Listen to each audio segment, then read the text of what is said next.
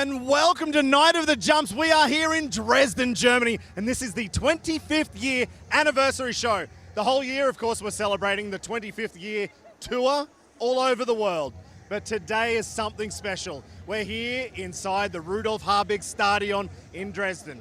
The very first Night of the Jumps went down 25 years ago, just down the road in a little town called Riesa in Germany, and that's why we decided to make today a little bit special. We're going to show you a bit more of the track a little bit later on. You'll see why I'm saying it's special. This is much bigger than normal. But before we get to that, let's go find one of our riders, and actually he's making his comeback. One of the original German riders in freestyle motocross. His brother, he's a three-time world champion. And for the man behind me, actually a good friend of mine, he was one of the first guys to really help me when I came over to Europe.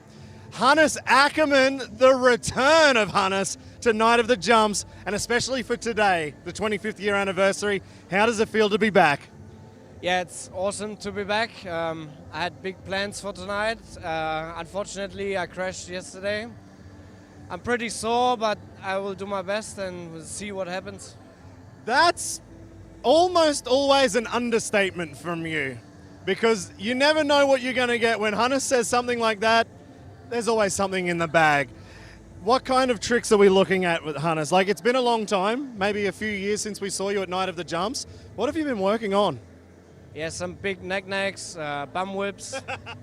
We'll see that in Best Whip. Yeah, for sure. And now I'll do a good run with all my flip combos, and then we will see. We will see. Okay, somebody's keeping their cards close to their chest. Now, when did you actually start at Night of the Jumps? It's all about history today. When did you first start? I have no idea. A while ago. A while ago? Yeah. We're talking, what, 2010 or earlier? I think it was earlier. Yeah? Yeah. Maybe But 2008. Wow. And then, because you came first, and your younger brother, I think Luke even set the record for the youngest backflip at the time at a Night of the Jumps. So what does it feel like for you to come back here? You're the old guy now. Your brother's doing so well. You've kind of helped push German freestyle motocross along. Yeah, it's just awesome to be back, seeing Luke doing all the big stuff like double flips, 360s, and yeah, I calmed a bit down, and yeah, it's just great to see it. But I can still do something cool, so I hope the people will like it. They will like it. I will like it. I hope you have a good night, Hannes. I'm going to leave you to it. You've got a lot more autographs to sign. We're going to go find somebody else to have a chat with, and he's got an even bigger job tonight. Have a good night, Hannes. All right, let's keep moving along.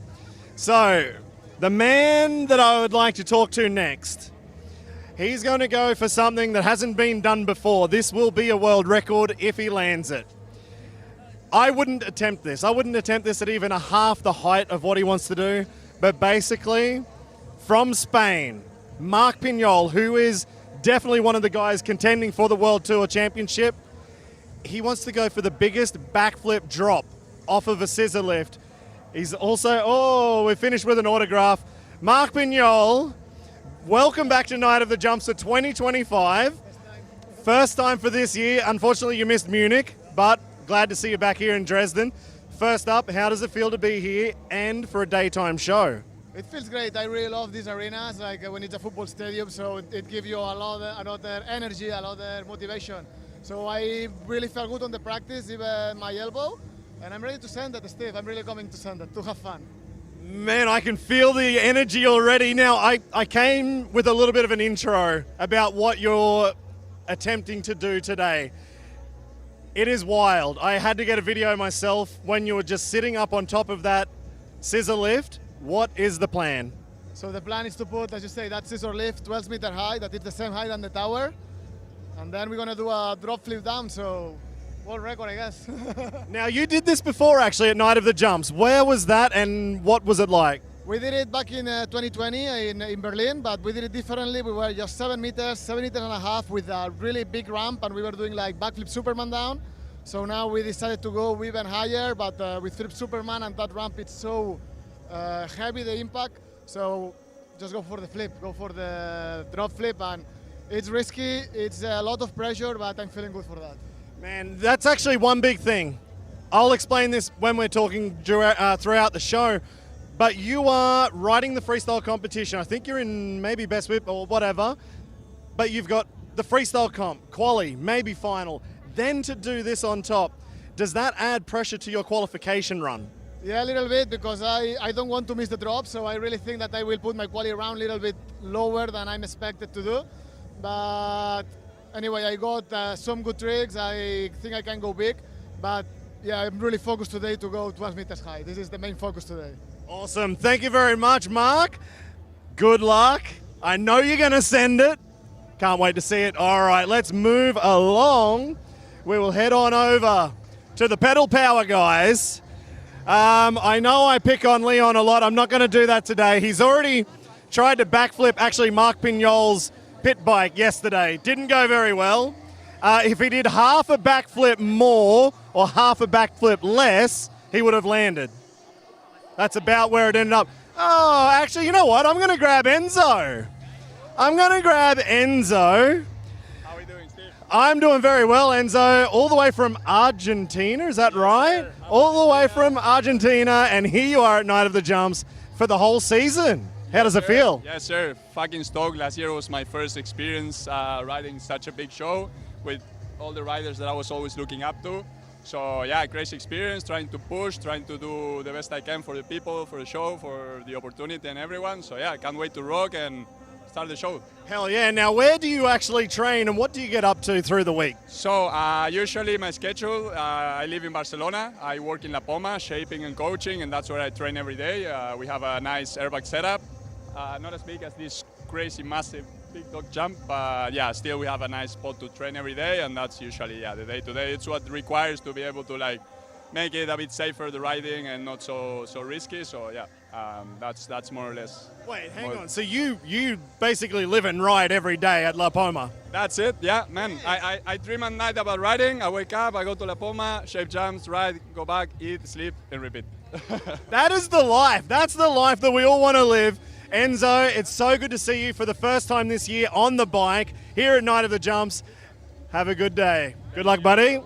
All right. We have one more special guest, actually, and she will be taking care of all the rider interviews, especially in the break. Annika, thank you very much for joining us. Now, you've seen training. You've watched the mountain bike guys, the freestyle, or BMX and scooter, the freestyle motocross guys. Tell me first, who would be your favorite from the pedal power? Oh, that's a hard question because actually, I mean, all the guys are just amazing. I do have a favorite rider today. Yeah, I think it's Reto because he's just he's doing amazing tricks on the bike, and he was actually at my first event in Zurich. And yeah, I think he's just progressed a lot, and I'm excited to see what he's going to show us today. Oh wow, I that's an awesome surprise actually. Reto, Heini, young guy from Switzerland, good pick. Now in the freestyle motocross, who do you think? Well, I'm really excited for Marc Pinyol's world record attempt because that's just going to be insane. So I'm really stoked to see that, and I mean, apart from that, in the best trick series, I don't know what's going to come. I mean, Pat is an amazing rider, and I'm really excited to see what he's going to show us. Awesome. Well, I mean, I'm going to leave you to do the hard work in the halftime break. What are you going to do? Grab a couple of interviews? Got a few special questions? Yeah, I mean, I'm just going to see how the guys are performing and going to ask them a few nice questions, sometimes a bit hard questions, I want see what it comes down to. I want some hard questions out of these guys because I know they get off pretty lightly. I try my best. Okay, awesome. So thank you very much, Annika. You'll see her in the halftime break. So we'll do our first half of competition. We'll have the qualies, best whip, I think, mountain bikes, BMX and scooter. When we go to the break, don't go anywhere. Annika will be with us. See you there. Thank you. Alrighty, so there you go. You've now met Annika for the night. I am going to sign off right now. But before we get into this competition, this is a big stadium. We've got more ramps, more landings than we've had for years at Night of the Jumps. So we decided to send Marc Pinyol with a helmet camera on and show you the course. Check it out.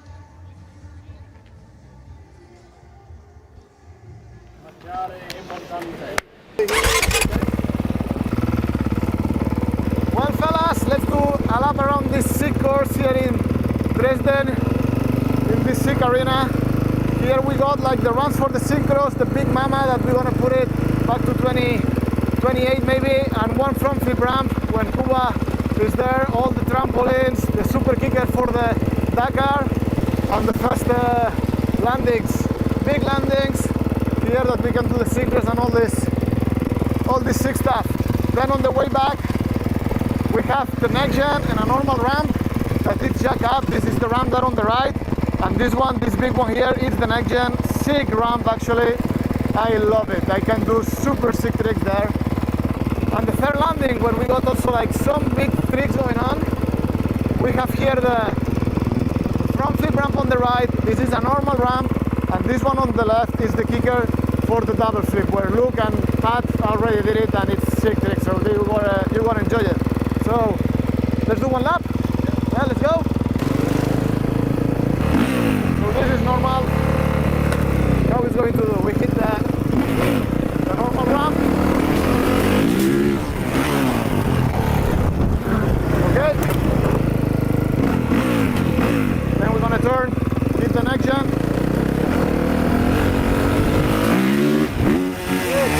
Go on. We can choose. I wanna hit the front flip, come on.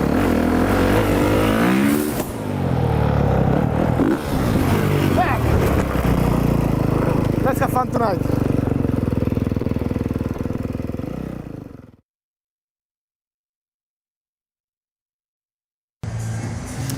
Hi and welcome. Here we are at Night of the Jumps in Dresden. The show is about to start. We're only a couple of minutes away from the 25th anniversary show going down here. Like I said, if you missed the last 15 minutes of intro, the very first Night of the Jumps ever happened just down the road in a town called Riesa in Germany. And I believe Mad Mike Jones was at that first event. We also have another rider who was at that first event. He is our head judge here inside the Rudolf Hardbig Stadion. That is Fabian Bauersachs. He's here as a judge, but way back in 2001, he was competing against the guys like Mad Mike Jones and Busty Volta and a whole bunch more names that we will talk about later on in the show. Now, tonight will be, not even tonight, how good is that? It's not even a tonight show. This is a full daytime show. As you can see, we've got sunshine pouring in. It was pretty warm, actually, for training today. The guys were sweating bricks out there, but everything went down pretty well today in training. Unfortunately, there is one rider who will not join us today, and hopefully he is sitting in comfort right now.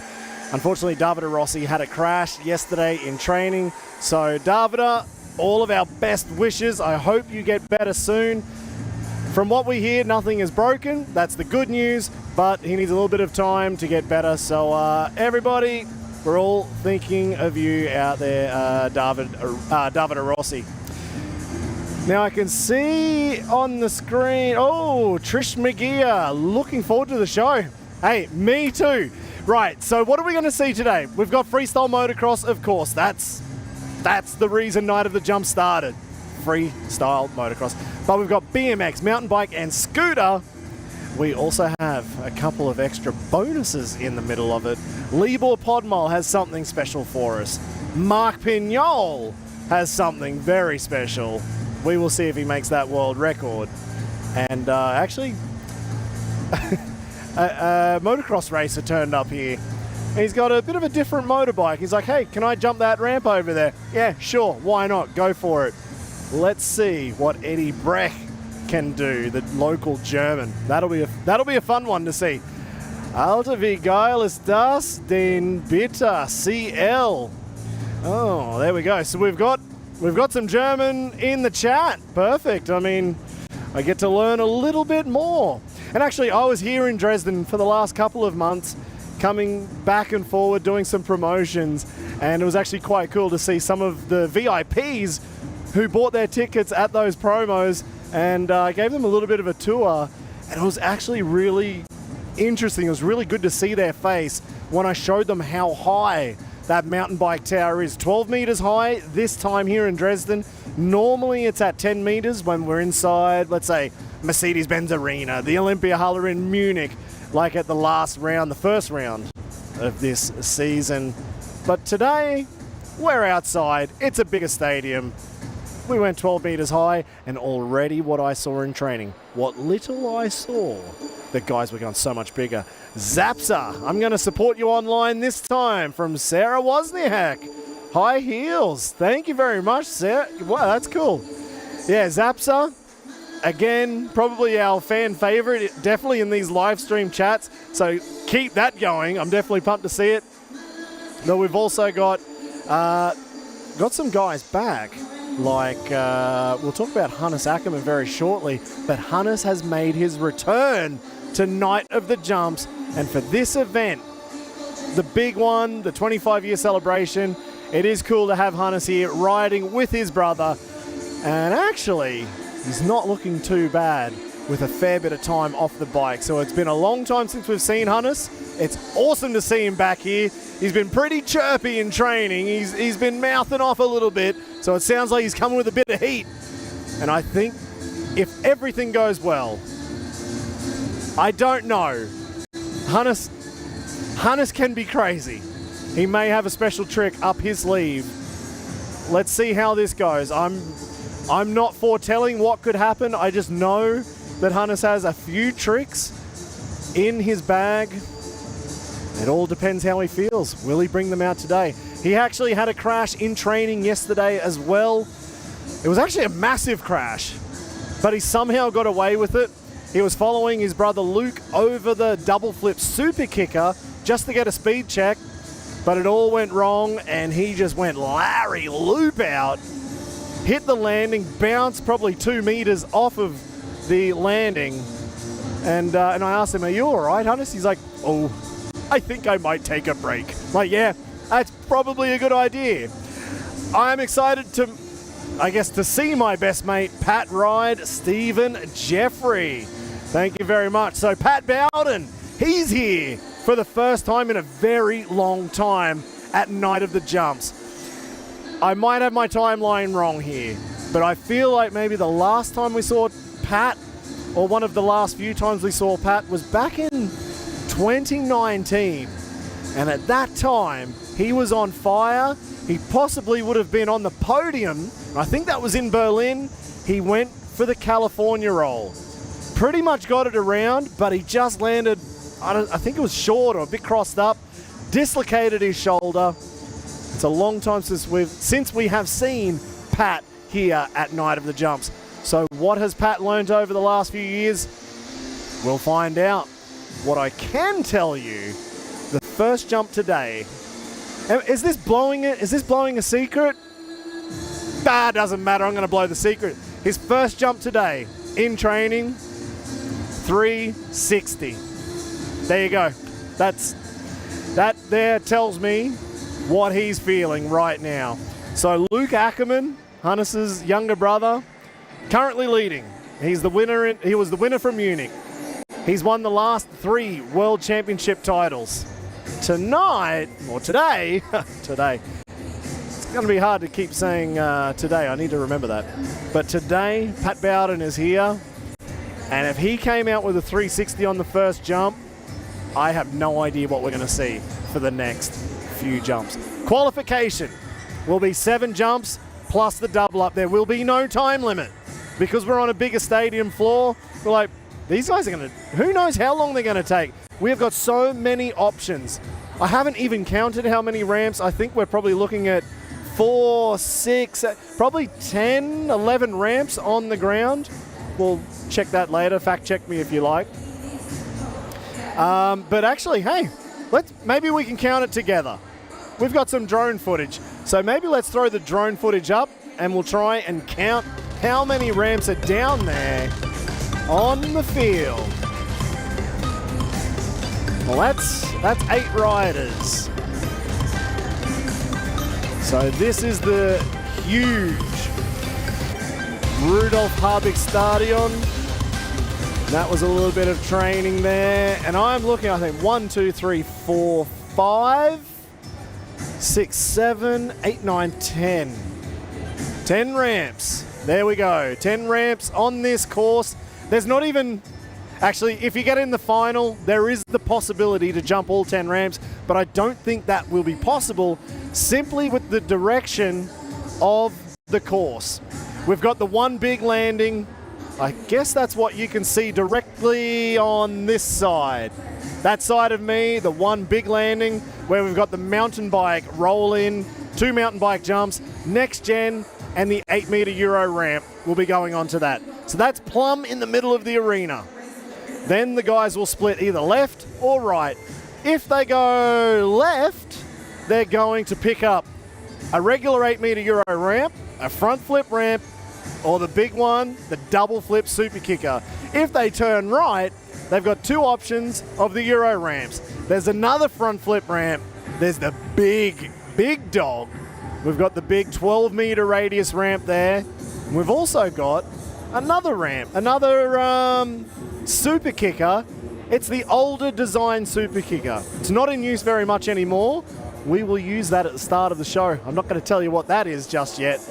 It will be getting used for that, but I think Hannes actually asked, can he use it in the track? It wasn't planned. We were going to tell the guys it was not part of the course. It was for something else. But when Hannes came with an idea, I'm like, well, why not? There's a ramp. It's on the course. It's going towards a landing. Go for it. Let's see what happens. So I don't think it'll be possible for any one rider to hit all 10. Let's see how many each rider gets through. With the chat coming through, where is the Western Australian boys? Johnny FMX, good question. It's a long time actually since we've seen one of the West Aussie riders, Braden Muggins Davies. I haven't seen Muggins over here. I think the last time was in China, Shenzhen, 2019. The other Aussie, Josh Sheehan, the triple flipper himself. The last time we saw Sheeny at Night of the Jumps was actually Berlin 2020 in February, and 1 week later, the world closed down due to COVID. So we don't have Sheeny, unfortunately. We don't have Muggins from Western Australia, but I hope we get to see one or both of those guys in the very near future. Muggins is killing it right now. Sheeny, always killing it. Gonzalo Quiroga, they Chief. Enzo de Jesus, the number 1. All right, so we've either got a Spanish fan or an Argentinian fan right there. Thank you very much, Gonzalo. And yes, it is cool to see Enzo de Jesus joining in. So actually, Enzo will be riding on the mountain bikes. If you saw that first intro, he actually said he basically lives and rides at the La Poma park down there in Barcelona every day. He's living the dream.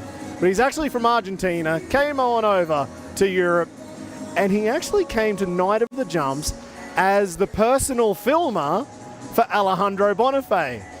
And when he got here, Alejandro's like, actually, this dude can ride. Like, maybe just see what he can do on the 10-meter roll-in. We let him go. He's now part of the tour, and he's on for the full season. Oh, I can hear some music, so I'm going to get off the screen. I think we've got the intro going on down there. I guess we're going to get this show on the road.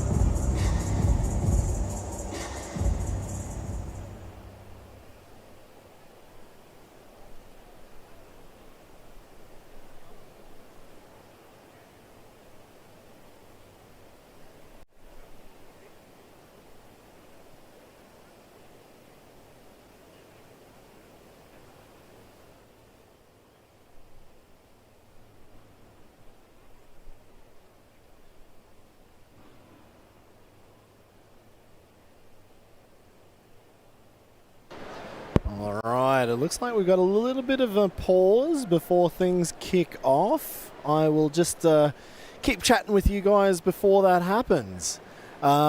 Keep those comments coming for sure. I'm loving it already. We've actually got 2 more guys who are watching on this live stream, and they are actually our judges. And that is Clint Esposito in America and Jose Gaspar down in Brazil. Okay, I can hear something happening again. I'm going to cut it. You guys enjoy the show.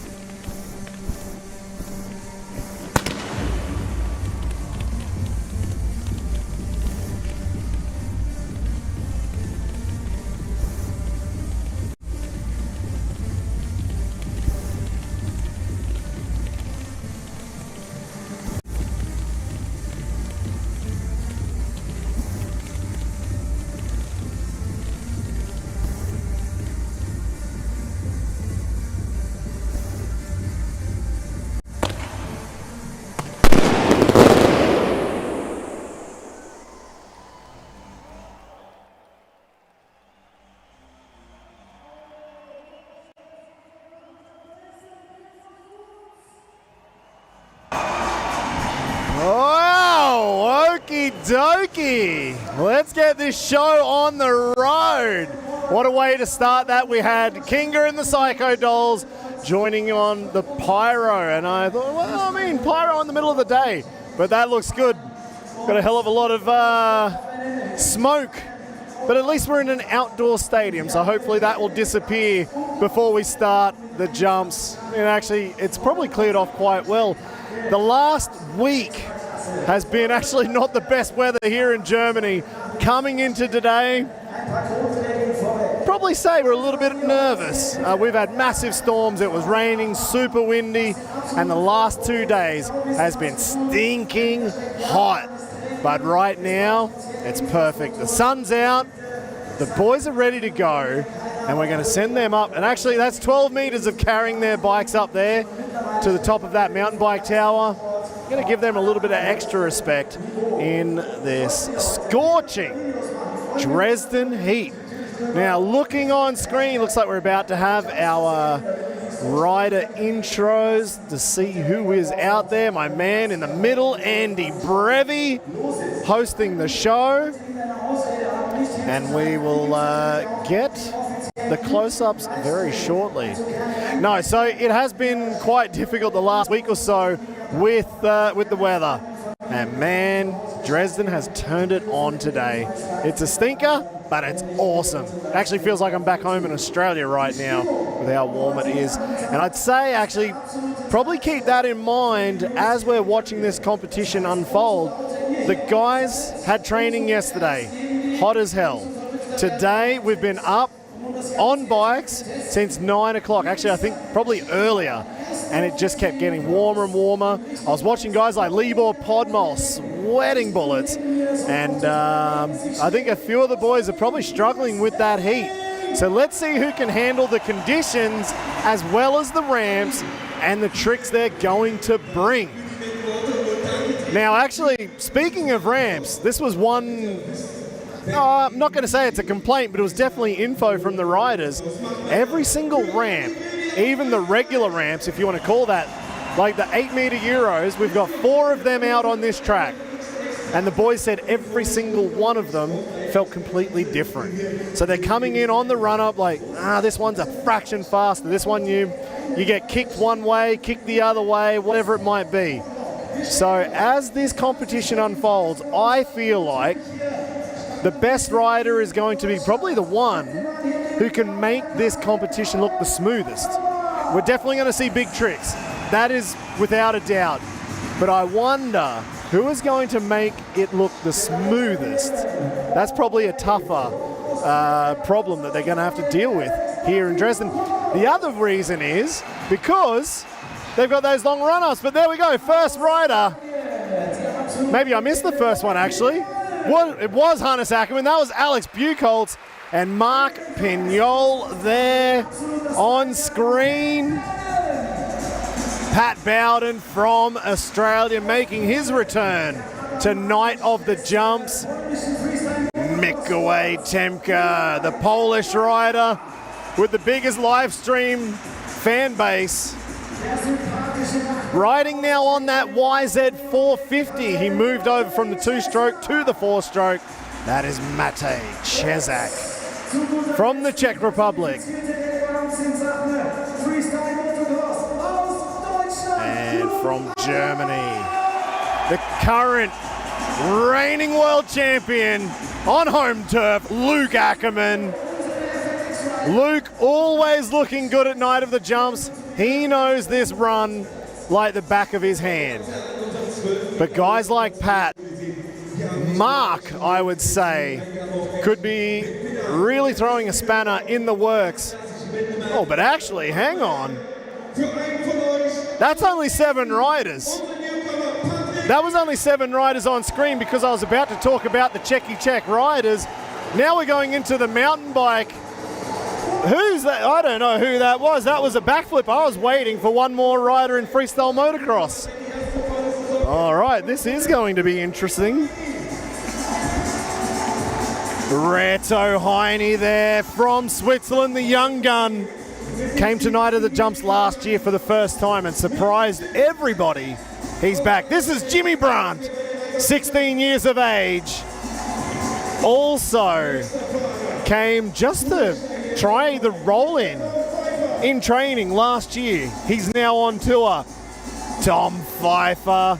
If you watched Munich, you would remember that he joined Lennox Zimmermann in creating history at Night of the Jumps with the triple flip. This is Enzo de Jesus front flip to warm himself up. From Czech Republic, the man who built this ramp setup. Oh, and he's already crashed it. Dan Miller. Going a little bit too big. And a little bit too much rotation on that one. This is Lennox Zimmermann, the young gun Red Bull rider now, hitting the big ramp. 2 ramps down there for the mountain bike riders, as you can see in that shot. Left side, you got the big one. Right side, a little bit lower. This is Maty Pekarek. Just coming off a win from Fies down there in Switzerland. France. He just won last weekend that competition in scooters. That is David Strauhal, the young gun who actually came with Dan Miller. He was just building this tower with Dan. And again, it's going to sound like we do this all the time. It's like, can I give this a shot? Well, he's in the show. That was Alejandro Bonafe riding there from Ride Savage. Tobias Freigang, BMX rider from Cologne, Germany. The big man from Berlin. On the BMX, Leon Binckebanck. Keep your eyes peeled for that guy. He was doing something really stupid yesterday on Marc Pinyol's pit bike. I don't know if you could say he was going to jump it. He did. He was going for a backflip, or he shouldn't have done any of it. He landed on his head. But this is Julian Inka, 14 years old. Nicely done. First time ever arriving at Night of the Jumps yesterday from Max Henning's crew. One of our other commentators joining Andy Brevy. And 14 years old on the BMX. We have got enough young guns still coming through to keep the fire alive in the pedal power disciplines. That is awesome to see. So quite a lot of new guys who actually had their start at Night of the Jumps during the training sessions. If I counted it now, it's probably 4 or 5 guys in that lineup were like ring-ins. They did, oh, let's just give this a shot. Hang on, that's our 8th rider. That's our 8th freestyle motocross rider for the second round of competition here in Dresden. 2010 world champion, 6 times runner-up world champion, 3-time Dakar rally rider, competitor. And as you can tell, this is Libor Podmol. That's not an FMX bike. That is his Dakar bike. And he's on the super kicker. There we go. What a way to make your intro to the 25th anniversary show. Libor is probably the longest running rider right now at Night of the Jumps. I think his first events must have been in about 2004 or 5, somewhere around that time. Almost 20, at least 20 years, I would say. Hang on, we're going back. Backflip on that Dakar bike, 190 kilograms on that Husqvarna. Absolutely not designed to do that.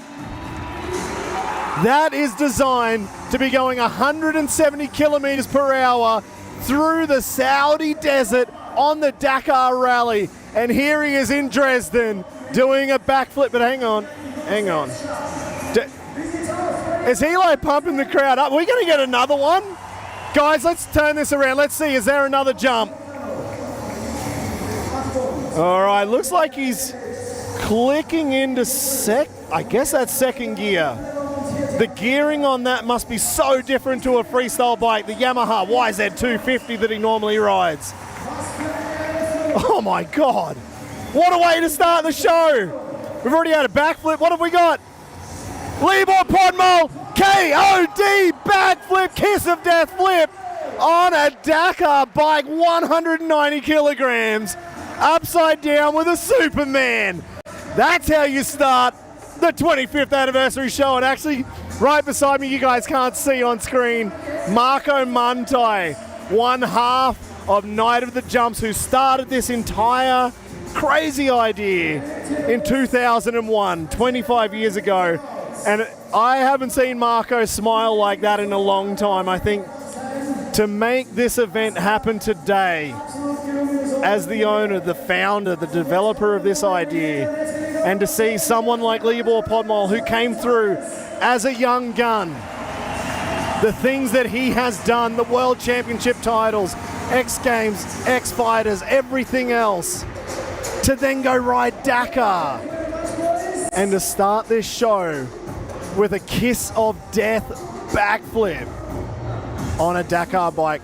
Speaking of kiss of death, the very first show ever of Night of the Jumps, kiss of death. That trick was named by Mad Mike Jones, who was here for that first event. And for those who remember those old days, Mad Mike Jones had the best KODs out there. Karolina Kultova, even from a distance, I'm right there with you, Matej. Let's go. Thank you very much, Karolina, for joining in on the chat. As Libor is riding off with the rest of the boys, I'm just watching Alex Bucholtz coming in. Gonzalo again, yeah, Enzo. That is impressive to see. What a way to start the show. I'm just getting some cuts coming, and we got the chat. We still have the chat coming through. Keep it coming. Where are you all watching from? That's probably an interesting one for me. I guess we've already heard from Western Australians. It looks like maybe Spanish. Argentina, Gonzalo, Argentina, there we go. Well, I've already had to read German, so es tut mir leid für mein schlechter Deutsch. I will try and speak as much German, at least with the right accent, if you throw it in the chat. You know what, I've done it before. Even when the Polish messages come through for Zapsa, I'm going to give it a shot. Just don't put bad words in there. I don't want to say the wrong thing. I've already done that once. Actually, I'm not sure how long this little break is going to be. Stupid story. We did a special event in Poland, in Krakow, and this must be about 8, maybe 9 years ago. And even then we celebrated for Libor Podmol his 100th Night of the Jumps event. So they asked me to go into the middle of the arena in Poland and do the hosting, like, you know, congratulations, Libor, on 100 events. But I said something in Polish because one of our guys, Polish Greg, told me some words. That were the only words I could remember. I was trying to be funny. I said it, the whole arena stopped.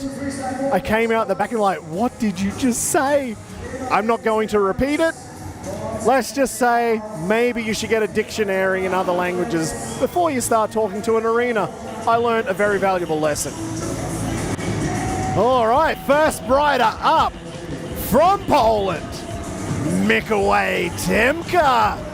Zapsa FMX on Instagram if you want to find him there. Riding now on that YZ450. This is his second event on the big 4-stroke. Let's see if we're going to get an improvement from Munich with a straight backflip. So I would guess that was a mistake.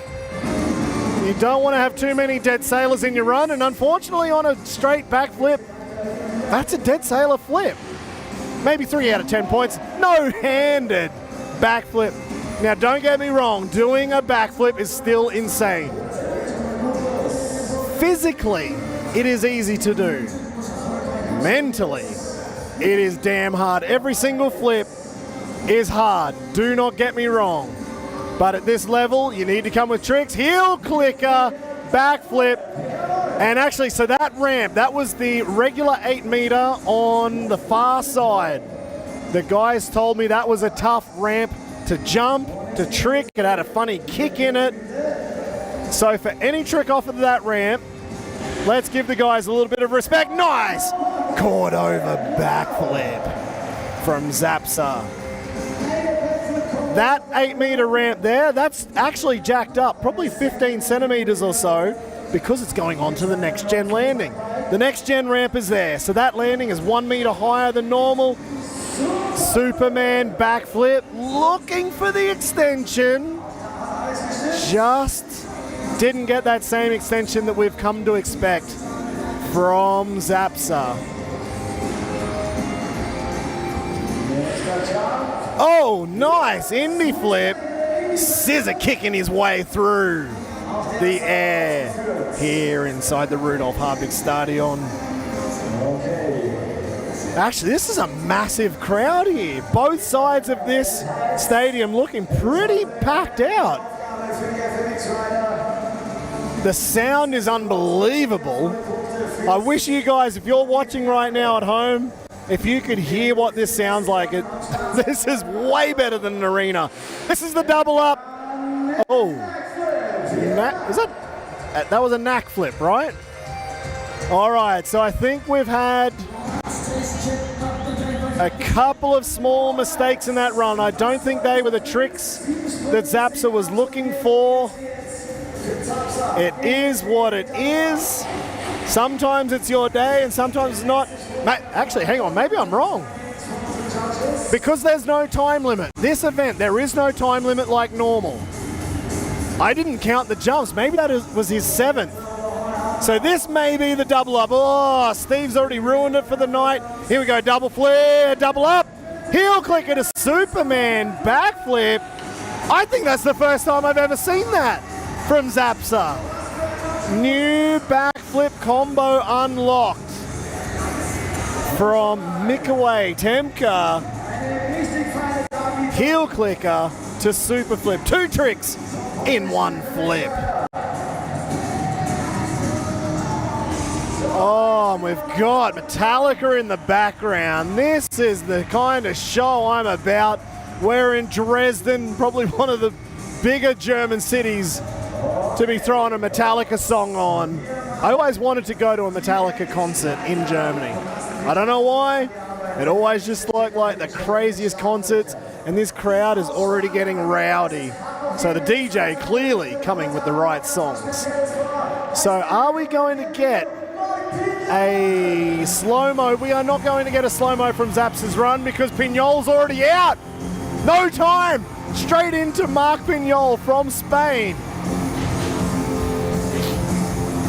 Marc has a lot of pressure on his shoulders from Lleida in Spain. Riding for Team Lleida, of course, Marc Pinyol. Riding in on the Honda 450. If anything goes wrong today, he actually has 2 bikes here. One bike was already on tour, but he had a big crash about a couple of months ago. He's already back on the bike, and he brought his 2nd bike up to fix it all up, and he's got stuck into this show already. Huge flatliner. That was definitely an improvement, I think, on his normal double knacks. Maybe it's the position I'm sitting in at the top of the stadium, but that looked way bigger than normal. Bar solid on the next gen. That was the next gen ramp. Much bigger, so much more amplitude, so much more time. Front flip! Ooh, nearly over-rotated that. But he held on to it. He just went a little bit long. And this is the thing. Because there's so much run-up, the guys actually have to really slow themselves down. Indy to Indy backflip. 3 Indies. And he almost had time for 4. How did Marc find the time? Cordova backflip. Perfect. That is the difference of what a next generation ramp can provide these riders. So much more time. He's heading back there again. Flip lever's still up. Next gen. Oh, he just held that KOD flip all the way from start to finish. That was massive. The time in the air, at least a second longer than normal.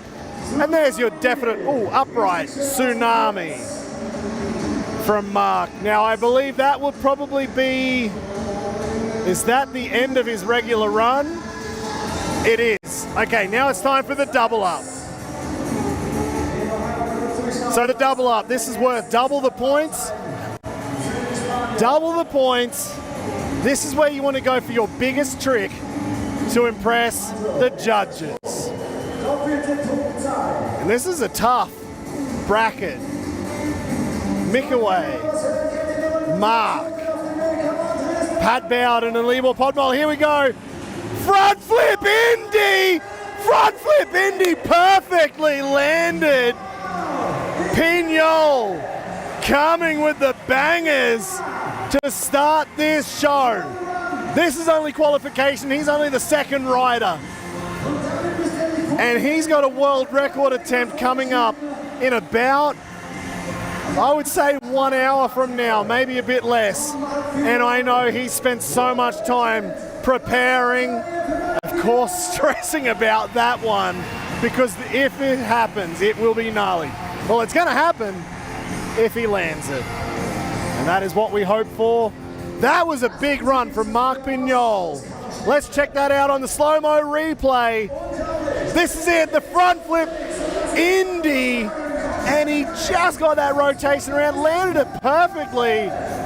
That was nice. We've seen that now from Michael Malero in Munich for the first time. This time, Marc Pinyol came with it. So it looks like the guys are starting to work on those front flip combos. Huge double knack. This is the bar solid over the next gen, holding it so long in the air. That was the first front flip. Getting that one around. Shaping up for the next one. This was the Indy to Indy backflip. 3 Indies in 1 backflip. Nice cord over. And now our next rider up, I'm going to turn around. Oh, he's already in. He's already into his run. This is Pat Bowden. All right, we have not seen Pat Bowden in a long time at Night of the Jumps. We are not mucking around.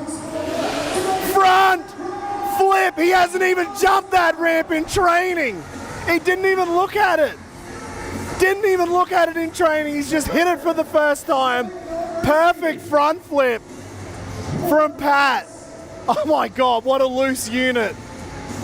All right, this is the next gen. Oh! Massive ruler flip. I don't know if we're going to see it bigger than that today. He's always had one of the biggest ruler flips in the world. And on that next gen ramp, it makes it look so much bigger. Oh, 360 knack. Oh, ho, ho. This is a run. We've already had a front flip, a 360, the biggest damn ruler flip. Back on the next gen. Huge holy grab, rock solid Indy. Bringing that old school tricks back in freestyle motocross. That's what the sport was built upon. He had enough time to go Dustin Miller on that. Throw another combo in. Jackhammer. Cliffhanger backflip. Pat Bowden style. No one in the world has a cliffhanger flip bigger, I think, than Pat Bowden. Oh my God. Oh, we were just sitting there watching Marc Pinyol's replay, and Pat was being a beast coming out here and throwing down heart attack backflip, looking through so much time in the air. Oh my God. Now, okay, I didn't count any of that because I'm going nuts here. Did you guys count it? Was that 7? I think it was. Because he's taking a bit of time now. This looks like it'll be the double up. Flip levers up. Oh, here we go. Front flip, KOD. What? What? He has not jumped that ramp at all. He didn't even look at it in training. Are you kidding me? Are you kidding me? Is that the unstable genius that is Pat Bowden? I'm just watching this in the slow-mo replay. It wasn't the biggest KOD front flip, but my God, he did not even practice it. He just went for it. Superman front flip, whatever you want to call it. Pat Bowden started it off with this massive turn down. And that's what I was talking about at the start of the show. Who can come with style? First front flip, first one he had even done. First time he'd even jumped that ramp. And he just went for it in the show. This is that massive ruler flip. He held it so long, looking through perfect landings. 360 knack. I have noticed he has really improved on those from a few years ago at Night of the Jumps. Holy grab, rock solid Indy, massive extension. And this is that cliffhanger backflip that nobody else gets that kind of style like Pat. He kind of started to invent that, and guys are definitely working on it. A heart attack backflip, perfectly executed. 267 points. Hey, we've got points. Give me 2 seconds. 267 to Pat Bowden. Oh, points are gone. All right, well, we know already Pat is leading.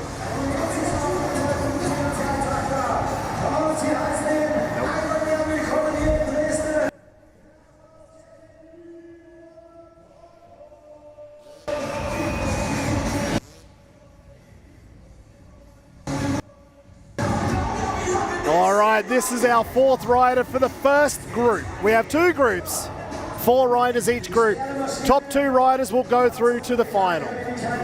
Right now, it is Pat Bowden and Marc Pinyol going to the final, but there is one man left who could either make or break Marc Pinyol's finals berth, and that is the man who we just saw do that Dakar rally backflip with a KOD. The former world champion, Libor Podmol, currently in 3rd position so far after Munich, starting with a heel clicker to Indy backflip. Rolling around now. This is the 8-meter Euro on the return. Super can backflip.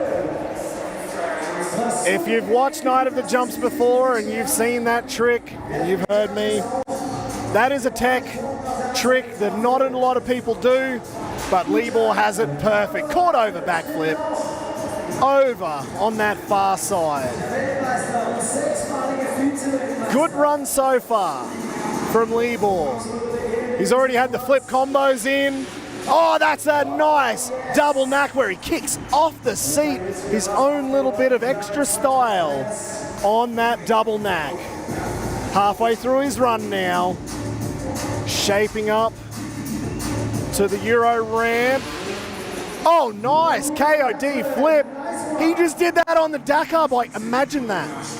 You've just come out on a 4-stroke, 190 kilogram bike, and then to come back here in a competition run and do the same trick on a 252 stroke, half the weight, the bike would operate so completely differently. But Libor making this run look good with that underflip, that signature underflip that Libor is so renowned for.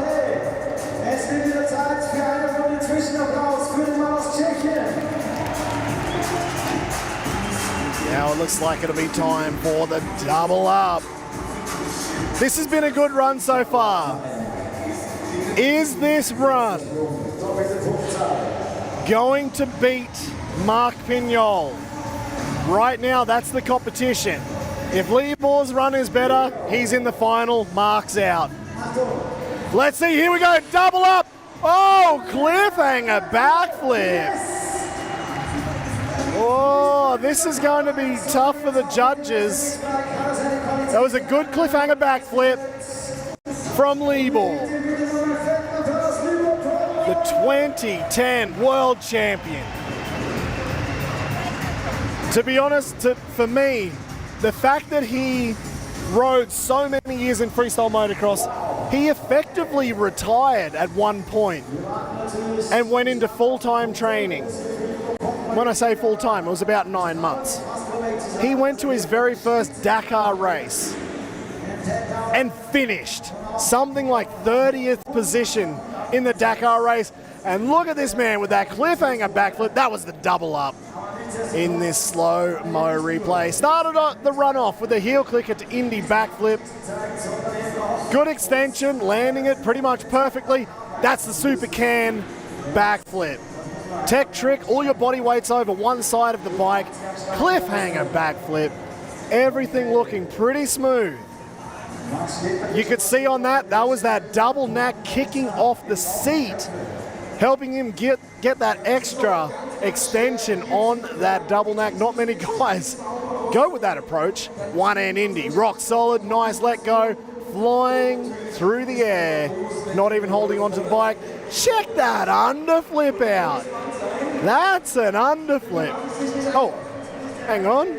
What's going on here? I think we have, is it like a Vespa or a Berliner or a, I'm not sure what bike that is, but it looks like we have a special guest, or two or three.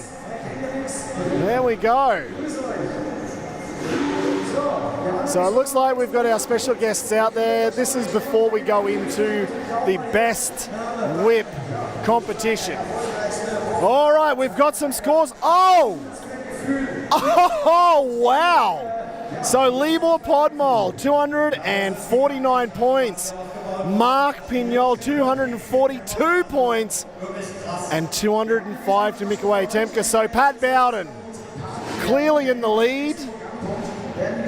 Libor snuck through into the final. So Marc Pinyol narrowly missed making the final here in Dresden.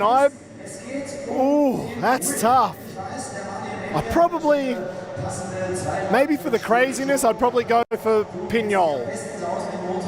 But maybe Libor won the judges over because everything was pretty much smooth. It was bang on point. And he got around the course nicely. And like I said at the start, all of these ramps are completely different. And I think a little bit of, let's say, bonus points probably go to who can even make the jumps look good, or even the approach to the jumps. The guys are speeding up, slowing down. So much run up. So they actually kind of have to slow down a little bit before they hit this jump. There you go. So in the final, we have a top four final. We know our first two riders, Pat Bowden and Libor Podmol. But we will see Marc Pinyol again. Do not worry. We'll see him after the break. And in the break, we'll actually have some interviews with Annika. She'll be down there on the floor talking with the guys. Find out how they're feeling, how Pinyol's feeling about missing the final. I know he had some big stuff. Valeria Bonafe, Alejandro Bonafe, celebrate your birthday to the fullest. We'll see you from Ibiza. What? It's Alejandro Bonafe's birthday. Happy birthday, man. We'll talk about that later. Right now, it's the best whip competition. Oh, Pat Bowden went massive and nearly got spat out of that landing. Three jumps where we'll snake our way around. Luc Ackermann leading the charge. Alex Bucholtz is back at Night of the Jumps, his first event. Oh, Pat on the next gen. Turn down. The only rider to hit the next gen. Luc Ackermann there, Matej, Cesak, and Mikolej Tempka. Last jump of quali. Luc Ackermann. So I think, Bucky wasn't feeling it, so I'd probably say Hannes and Bucky might be out from the quali. Pat going massive, Matej, Luc Ackermann, and Mikolej Tempka. Ooh, no, maybe might be Bucky and Mikolej exiting first. All right, let's keep those comments coming. Actually, I'm pumped. Thank you for the info.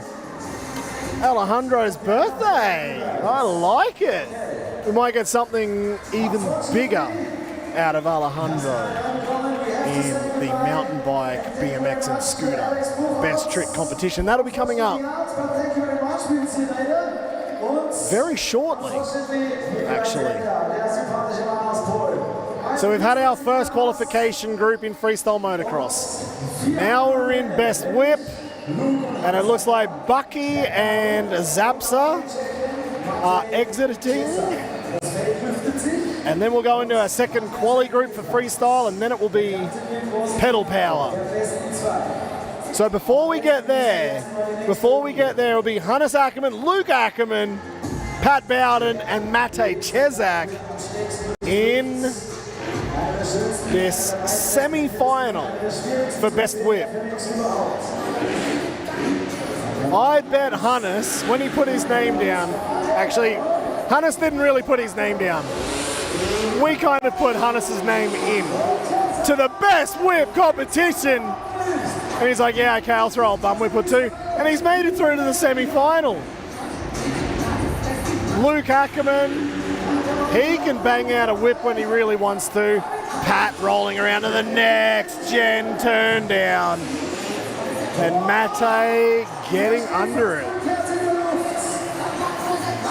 So there we go, we've got different styles. We've got the old bum whip, stand-up racer whip. We've got turn downs. And that seat bounce whip from Matej. Turn down from Pat Bowden. And Matej getting under it. All right. We will whittle our 4 riders down to 2. Right now it has been the judges up until now who have decided. They'll decide this one as well. But actually the final will come down to the crowd. So if you're not happy with the result at the end of this, you're going to have to blame the Dresden crowd here. Maybe you should have been here if you don't like the result. There you go. Grab your tickets from nightofthejumps.com if you want to come watch one of these events. Our next event actually will be in Budapest, in Hungary. October 4th, we'll then be going to Hamburg and Dusseldorf in Germany. Finishing with Stockholm, Sweden. Actually, no, I shouldn't say finishing with. Not right now. It looks like we could have a couple of new Night of the Jumps rounds for 2025. So you have to keep your eyes peeled, ears open. Whatever. Let's look at this best whip final between Pat Bowden, turning it down. He's going back to the next gen. Oh, that is almost 180 degrees on the biggest ramp on the course. Matej Cesak going for it, nearly wiping out on the landing. He wants that best whip win. He doesn't want Pat just flying in here, taking all the glory. Turn down and Matej getting under it. Now, these two guys stuck with their particular style. Pat stuck with the turn downs. Matej stuck with getting under it. The judges now have no say. This is now totally on the crowd and who they feel should win. So this will be interesting. Als erster im Rennen mit unserem Special Guest, dem erfolgreichsten Rundfahrer aller Zeiten überhaupt. Hat dir gefallen, oder? Das ist Wahnsinn, das ist wirklich...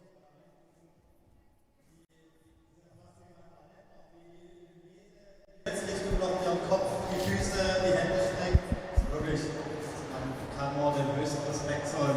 So there you can see Pat has that trick list there on his handlebars. Matej Cesak, no trick list. Interesting. Greetings to my boys, Matej, Davida, Luke and Ollie from Sven Harmsen. Thank you very much, Sven, for joining. Unfortunately, Davida Rossi is not with us today. He is still, unfortunately, in hospital. He is okay, but he had a massive crash yesterday. If you jump on the Night of the Jumps, maybe on Instagram or TikTok, maybe the footage is up there. Philip Podmol, good job, bro. Thank you, Philip, one of our regulars. Normally, Philip would be here at Night of the Jumps. Unfortunately, he's at home watching his brother Libor throwing down this time. We hope to see Philip back here again in the very near future. Now, they're pumping it up behind me with the crowd. They're going to go again because it sounded nearly the same to me. Ooh. Was that Matej, I think? Yeah, it sounds like it's Matej Cesak. Wow, there we go. So the Dresden crew. This is actually a very motorsports-heavy region of Germany. There's a lot of motocross, supercross, definitely a lot of enduro riders around here in Dresden. We're not far from the Czech border, Polish border as well. And in those mountains, all the guys are getting out there and riding plenty. So I guess with all the motocross heavy fans here inside the Dresden Stadium, they went with that regular kind of motocross style. Matej getting under it, upside down, inside out, and back to front. There we go, Matej Cesak, the whip champion from 2024, back on top here in Dresden for another best whip win, narrowly over the Australian Pat Bowden, with Kinga and the Psycho Dolls up on top, on stage. There we go, first trophy of the night to Matej Cesak. Wow. That was a tough one, actually. I do like how Matej just gets under the bike.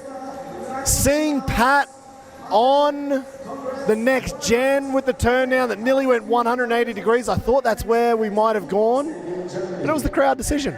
Philip Podmol, I'm at oh, he's not at home. Philip Podmol is in Morocco riding, so he'll be down there with Edgar Torrentines and all of that crew. And I think it's in Rabat, Morocco. So greetings to everybody. If Philip's watching right now, hey guys, hope you guys are having a good time down there. If it's this hot here in Germany, I imagine in Morocco must be so damn hot, they'd probably be doing the show at midnight just to wait for it to cool down. That's my guess. But anyway, that's awesome to see. We've got Philip tuning in to watch it. Good to always have pros around the world also joining in on the chat. Now I can see on my screen we've got FMX Group 2 coming up. The first rider will be Alex Bucholtz. Luc Ackermann. Lost my thing there. I know Luke was on that list. Who else? Matej Cesak. Matej Cesak will be in that group as well. So the first rider in this second group making his debut at Night of the Jumps in the freestyle competition. From Australia, living in Dubai, we actually saw Alex in Munich in the synchro competition, but this is his first freestyle comp. He was a very last minute call. So we had Alex come as a reserve rider. Unfortunately, Davide Rossi is out of action. So Alex, nice, going whip flippy. Going for a whip flip on that return over the next gen landing. So with minimal time to train, Bucky made it over here to Germany just in time. He's had some training to get set up, backflip over the back, riding on that YZ250. So Bucky, one of the few guys who has made the big leap. He left Australia. He's living in Dubai. He's building a life and a business out there. Nice heart attack. Carry Hart style, old school. Now we've actually seen other riders do this, come with more old school tricks, and I dig it because the crowd will start to not see those tricks. I remember like Ronnie Showman came and he also just brought those old school tricks. So Bucky out there in Abu Dhabi. Oh, whoa, whoa, whoa, whoa. Was he going to rock solid? Stink bugged it out the back on that double grab. It's better to stink bug and hold on to it than to just throw that bike away. First time at Night of the Jumps, big stadium as well. The nerves, I am sure, would have been high. Going for a no-hand flip, I think he only held that one. So I think a little bit like Zapsa, a couple of small mistakes creeping into this run. Every ramp is different. The guys were talking about that a lot during training. What can we do to fix this? How can we make it better? Oh no, he's really not feeling that ramp. Really not feeling that 8-meter return. And that is the joy of freestyle motocross. At least Bucky is taking the smart option and not going for it when you're absolutely not feeling it. It's better to ride that one away and come back, and let's do the double up now. Hold it all together. Is he going back for that ramp that he's had the mistakes on? I would nearly be changing my plan. Although changing your plan is probably the worst idea. Okay, he's going for it. Not feeling it on that ramp, but he got the knack flip out to finish. Not feeling it on that ramp, but he still finished well with a knack back flip. Bucky. Well, it's not the run that I think he would have expected here, but it's better to be safe than sorry, and that's the most important thing in this sport. Unfortunately, Davide Rossi is out of action. That is the reason Bucky is in, and after we saw two massive crashes yesterday in training, it is far better for everybody, especially for Bucky, to play that one safe. That was a nice knack flip, getting the leg up and over the seat, not one of those little cheating knacks where it's kind of just dabbling out the back with that right foot. Started the run, went for that whip. I knew he was going for a whip flip from the side. It looked like that, but that was the dead sailor backflip. The straight flippy-do over the back. Hard attack, look back, old school tricks, and then came the stink bug. This was where things just started to go a little bit south for Bucky. Having problems on that 8-meter return.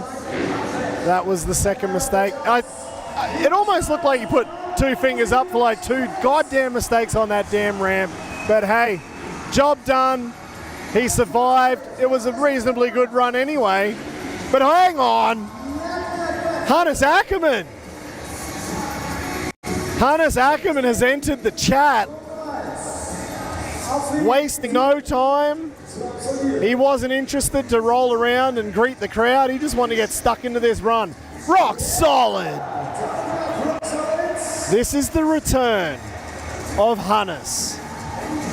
After so many years in the wilderness, he's had some ups and downs, and there's been a few downs since he broke his back in Munich on the vault.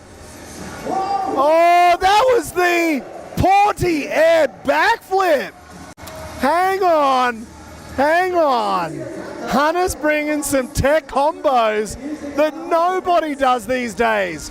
Reaching back for the seat and doing a heel clicker, the Porty air, named after Jono Porter, the legend from Australia who sadly passed away.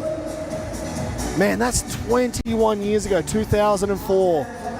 Jono Porter to Australia was like Travis Pastrana to America.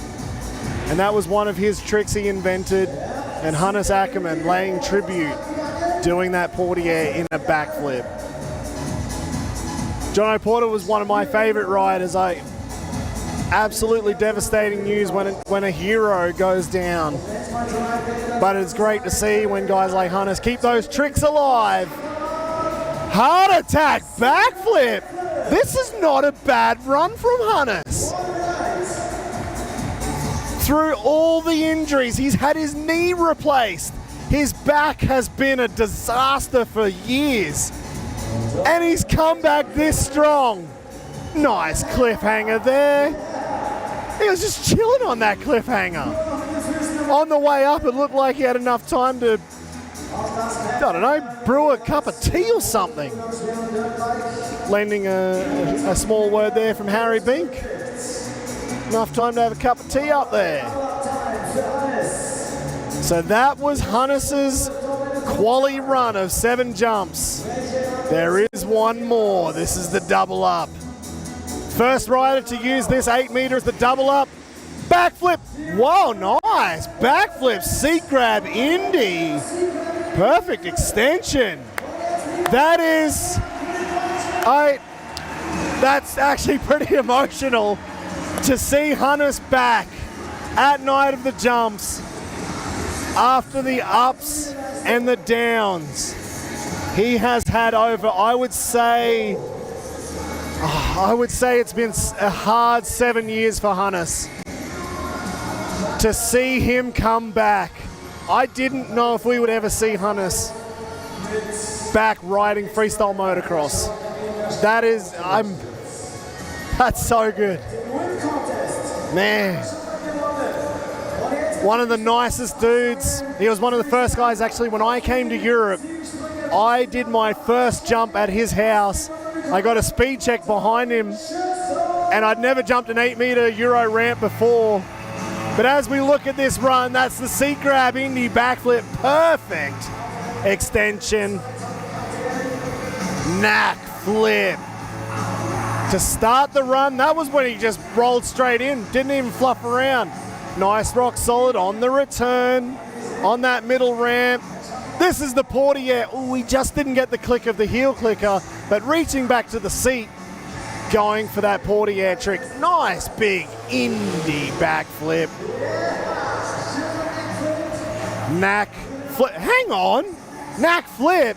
That's Matej Cesak. Hey, can you guys like slow them down a fraction? We're halfway through the slow-mo replays. I'm watching the screen and we've got Matej Cesak now riding. Somebody on the ground is sending these guys out way too fast. Too fast for me anyway. Nice. Whipped out Indy into a double knack.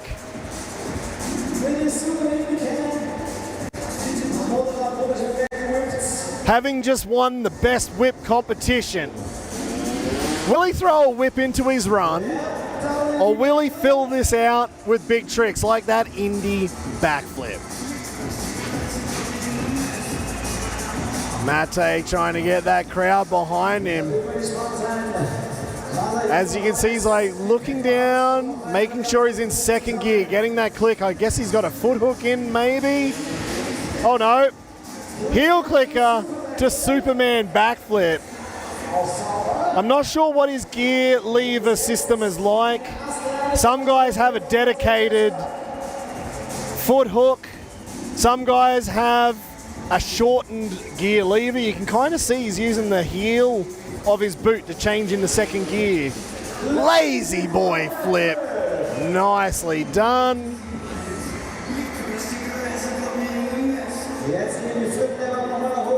That's a pretty good run so far there from Matej Cesak. Will it be enough to make it to the top 4 final? Huge ruler. Just winding that Superman all the way up into a ruler. I don't know. This is going to be tough for Matej. Hannes is going to probably have the judges on his side a little bit with the we didn't expect him back vibes. To come back after such a horrendous few years. But Matej now, front flip, no-handed. Ooh, I think that might be setting the stage for his entrance into the top 4 final.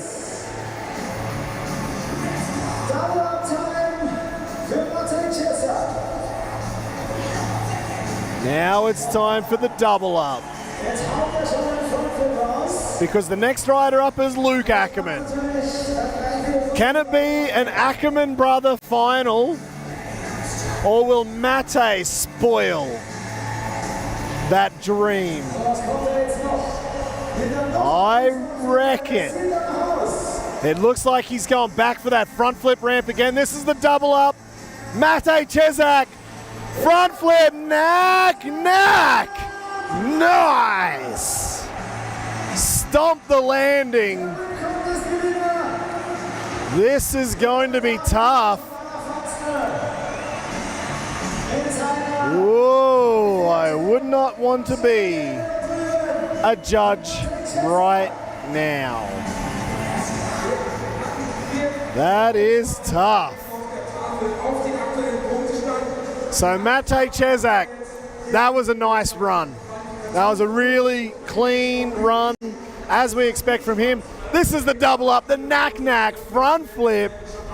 I'm not sure if we've seen a knack front flip from Matej in the past. My memory's not great, but I think that might have been his first knack fronty. If not, he hasn't done an awful lot of them. Started the run out. This is the knack backflip. So that's cool. Knack fronty, knack backy. Sweet, nice. Whipped out Indy into a double knack. One of my favorite tricks actually from Matej Cesak. He's got the flip combos on lock. Heel clicker, super flip, 2 tricks, 1 jump. That's how you do it. 3 tricks really. Throw it into backflip. Lazy boy flip, looking out. A little bit over rotated, just could have got his back onto the seat, but the ruler, tsunami, whatever you want to call it, perfect. No-handed front flip, and that was the trick to finish his run before he went into that knack. Front flip, well, 235 points, Matej Cesak, 220 points to Luc Ackermann, and 153 to Alex Bucholtz on debut. So, Luc Ackermann will either be sweating on this because it's his brother who is up next. If Luc puts together a nice run, Luc will be in the final and Hannes will miss it. The only way Hannes will get to the final, I think, is if Luc makes a big mistake. And as a brother, I don't think Hannes wants to see that. So this will be Luc Ackermann's qualification run to go into that top 4 final. We know what Luc can normally do. He has got some of the biggest tricks in the game. 3-time world champion, reigning world champion, X Games gold medalist. Luc is built for this kind of scenario. He knows in quali, he probably doesn't have to bring the biggest tricks, but he won't change his plan, I don't think, because no matter what, when you've got your tricks locked away in your head, you need to find that key and unlock them in the run. If you start changing tricks midway, that is a recipe for disaster. So I would suggest this will still be an all or nothing run from Luc. 7 jumps plus 1. If he makes it to the final, it will be 9 jumps plus 1. So we know there'll still be 2 tricks for sure in his back pocket. But what are we going to start with? First jump. Huge ruler flip. That was nearly as big as Pat Bowden on the next gen, and he did on the regular ramp. Imagine if Luc did that on the next gen. How big it could be. Holy grab! Using every part of that downslope, he used the last bit of it. Front flip, one-hander. Oh. Okay. So we've already seen the fronty one-hander. I guess he's got a couple more tricks on that ramp. Oh! What? Heel clicker to super flip. That was massive. It almost looked like it got away from him. It just kept flicking and rotating. Heart attack Indy backflip. That is big. That is big from Luc. You can tell he's just chilling right now though. Cliffhanger. Held the one-hander all the way. I was wondering if he'd go full no-handed lander. Oh, 360! I think I just sat in the best position. Sitting above in about row 26. Looking down on top of that 360. I don't think I've ever seen that angle before. That was awesome.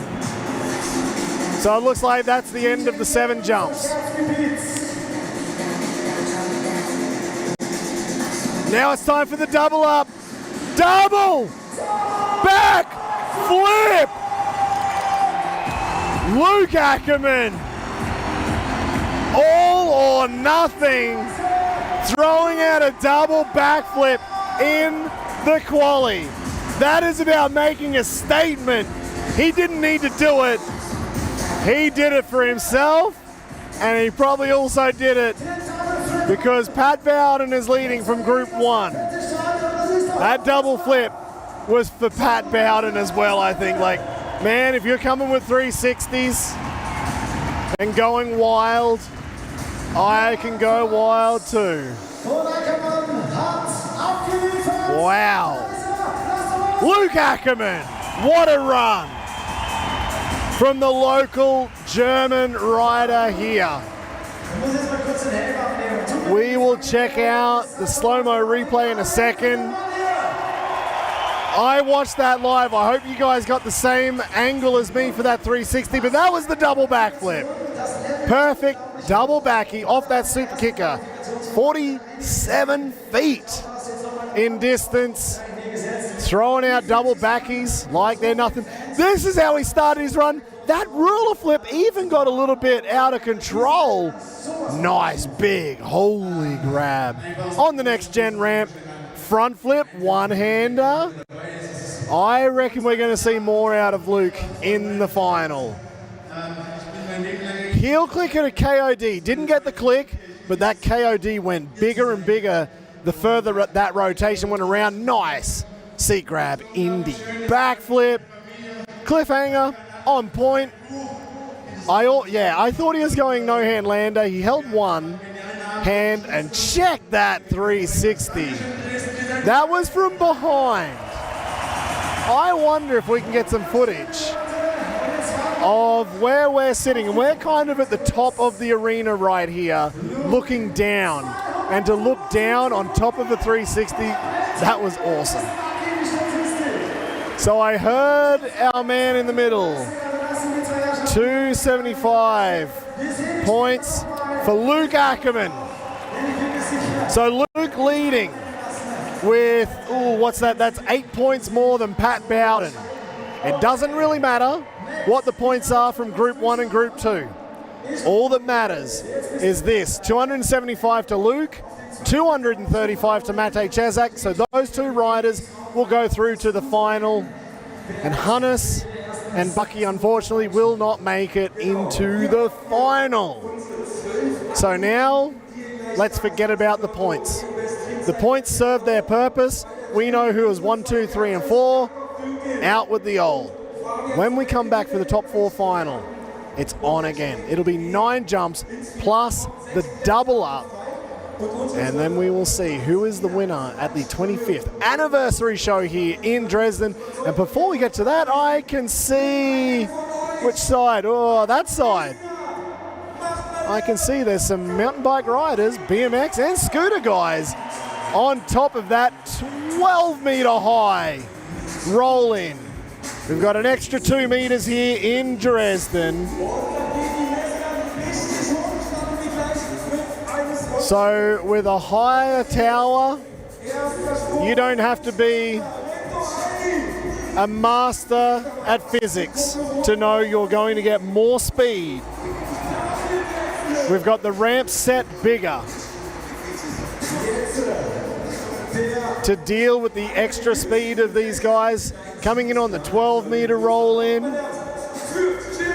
Jimmy Brandt here. This is the qualifier, one hand, seat grab. This is the quali. We will have a top, I believe it's a top 6 final. Whoa, starting out, not mucking around at all, double backflip, Tom Pfeiffer. So the top 6 riders out of these 12 will go through to the final. Enzo de Jesus, heart attack, dropped a foot, starting his 2025 season with us here. He was in Dresden, but he was on media duties, his real job. Maybe riding mountain bikes at night of the jumps will become his new real job. Dan Miller just before there, having struggled for the last 6 months with knee injuries. Good to see him back. Lennox, Zimmermann, whoa, double backy with a can in the middle.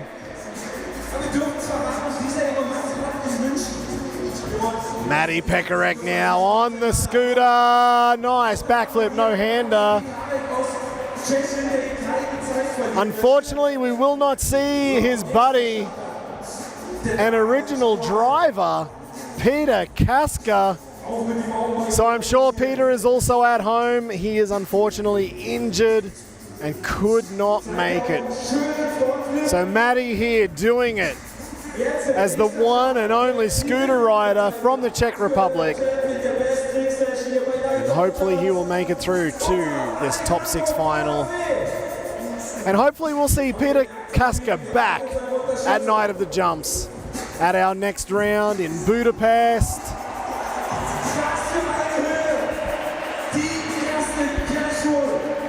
That there was Alejandro Bonafe with a cash roll, riding for Ride Savage.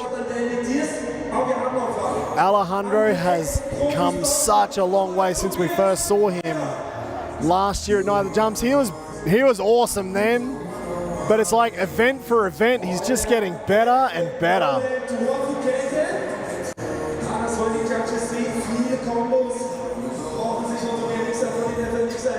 That was Tobias Freigang backflip with a can.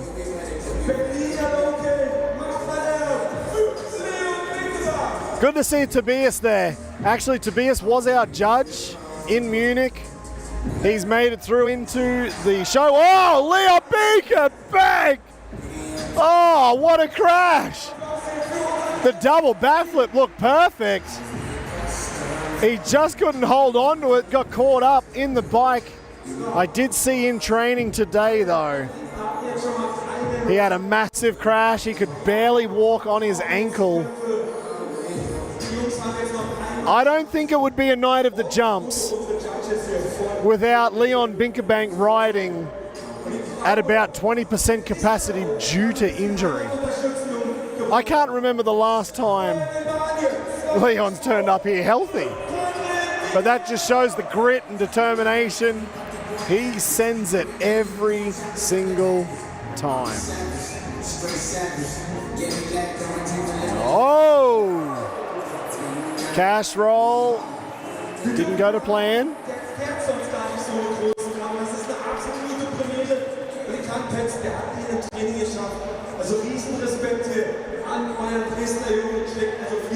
Looks like he's taken a little bit of, well, not carpet burn, but yeah, it looks like he's definitely slid down that landing and he's got a burn on his back for his troubles. Double backflip, nice. Bar spin in the middle, that's Reto Heini. Oh, that was actually Annika's favorite. Let's see if the young 18-year-old from Switzerland can make it through to the final. Oh, Jimmy Brad! Triple tail whip. Almost landed it, but he basically stopped, and it just ejected him out the front over those handlebars. I don't think he's injured.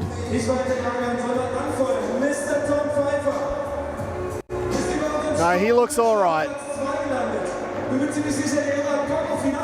Now it's time for Tom Pfeiffer. Front flip, no hands. So he started with a double backy. We've got a front flip, no hands. Tom looking good. I think we'll probably see him in the final. Enzo de Jesus, the Argentinian. Also fronting, no hands. Oh, he kept that one low. He was low on that one. Now, it looks like the guys aren't, I might be wrong, but it doesn't look like they're heading back up to the top of the rolling. So Will that be the two shots at it for quali? Dan Miller. Oh! I thought he was holding on to that. He just overcooked it. Just about 45 degrees extra rotation that was not needed. Dan Miller, the man who built this entire mountain bike setup.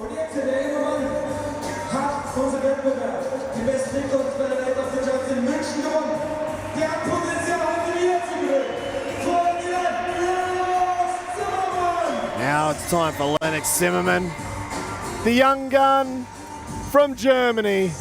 Whoa! Nice. Like backflip 360. Cork 720 maybe. That was nice though. I like that one. That looked sweet, nice and smooth from Lennox. One of the younger guys, especially be grabbing a Red Bull helmet. Maty Pekarek. Ooh.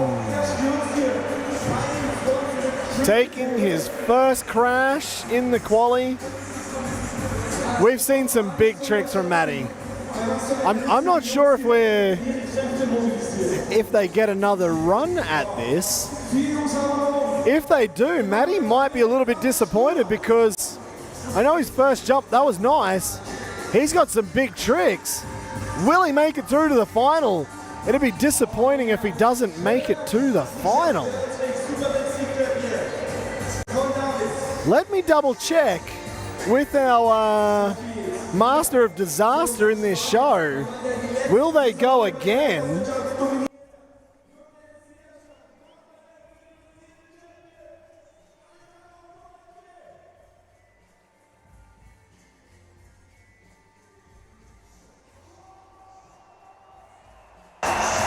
Alejandro Bonafe. Well, he should be in the final. So Rob, it was a Rob job. Rob told me this is it. This will decide. This is the qualifier. There is no more chances. I don't know if Maty Pekarek's going to make it to the final. This is going to be tough. Oh. I didn't realize it was so tight. Maybe with so many riders this time, the big stadium, they dropped one or two jumps for the guys. Leon Binckebanck double backflip, landing it perfectly this time. Looking for his shot in the final. So they may have dropped one trick jump, putting much more pressure on the few chances you do have. Oh no, sorry, this is Leon Binckebanck. Hang on, who was last? Ah, they've tricked me again. Wearing roughly the same gear. That was Tobias Freigang, I think, with the double backy. That there was Leon Binckebanck. Throwing it away. Leon, always good for a show. Don't get me wrong about that. So we will find out very shortly who will be in the top 6 final. Right now, I don't know. The judges will be over there tallying their scores. This is going to be tough. 12 down to 6. As you can tell, I've said it 100 times. I know what Maty Pekarek can do on that scooter. I feel like he might have blown his chance. Let's see what the judges have to say about that. Leon Binckebanck as well. Did he land one of his jumps? I'm not sure. I don't think so. This is going to be a tough one for the judges. All right, I think if I look around, it looks like we're going to a break. Right. We are going to go to the break right now. We've had our first qualifications. If I look, we have Luc Ackermann and Matej Cesak will be in the final. Pat Bowden and Libor Podmol will be in the final for freestyle motocross. We'll find out after the break who's in for mountain bike, BMX and scooter. We also have the synchro competition coming up. But don't go too far. Annika will be doing our interviews with the guys live as it happens. And after the break, we're coming back with a world record attempt. Marc Pinyol unfortunately didn't make it to the final today because he's had a few other things on his mind. He is going for something so crazy and insane. I don't like the look of this. I just hope he survives. That's all I can say. Let's see if Marc Pinyol can go for the world record with a 12-meter high backflip drop. Him and Kai Haase have battled on this over the last couple of years. Marc did it, I think, a few years ago in Berlin. Kai has smashed those for a couple of years. So this is going to be awesome. I'm sure those guys, they're good friends, and I'm sure Kai's at home watching to see if Marc can do it. Oh, it looks like we've got in the background, Annika is almost ready. Looks like she's got some interviews happening or about to happen. I'm going to leave. Don't go anywhere. We'll see you in about 20 minutes. 25 years, Night of the Jumps has dominated arenas worldwide. It's not just a competition, it's a battleground. The best freestyle motocross riders on the planet come together to push the limits of gravity. Dreams become reality, legends are made and broken, and new talents are rising. To immerse yourself in the adrenaline-fueled history which started in 2001, we have created a special 25-year historical magazine which is available here in Dresden and also online on the Night of the Jumps website. Grab yourself a copy and revisit some of the insane stories over the past 2.5 decades of action from the merchandise area. Well,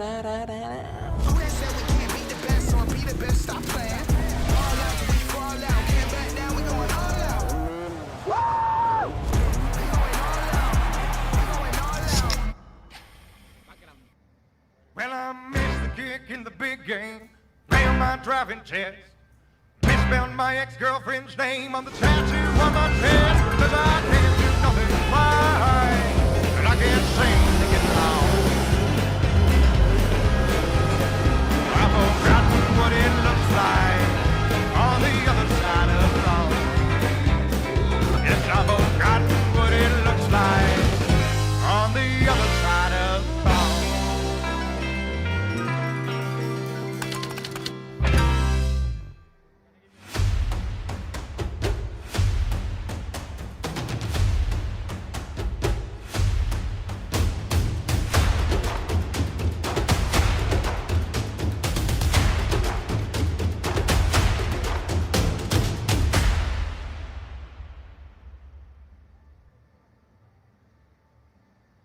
I'm here with Alejandro, and we just finished the first round of qualifying. So Alejandro, let me know, how was it for you? It was insane. I did what I wanted, and super clean. I just love the airtime here. The rolling tower is bigger, so we go massive on this jump, and yeah, just enjoying the time here. And the crowd is insane, so can't complain at all. Tell me, what tricks did you do in the first round? First, I did the cash roll, which is a front flip 360, and then I did the same, but just adding the tail whip, so cash roll tail whip, and both of them were perfect. So yeah, looking forward for the final. Are you sure you're gonna be in the final? You have some pretty hard competition around here. Yeah, I think so, yeah. I like to be up there, you know, so I always give my best, and yeah, everything worked out perfectly, so I think I will be there. Perfect, thank you. And what are your plans going to be for the final? Any special tricks? Well, this time I have something special, something that I had in mind for so long. And with this airtime, I could see that it's possible. And I tried on the trainings. I couldn't land it, but I was so close, and I think I just need the power of the crowd, you know, the cheering of all of them, and yeah, let's try to make it happen. Well, I hope you can do it. I mean, the crowd is amazing. How is it being here at Night of the Jumps in this big stadium? Yeah, it's something really different, you know. It's outdoor and during the day, that's weird, but I don't know. It's something cool, something different, and I'm enjoying it. Yeah. Perfect. Thank you so much. Thank you so much. Thank you.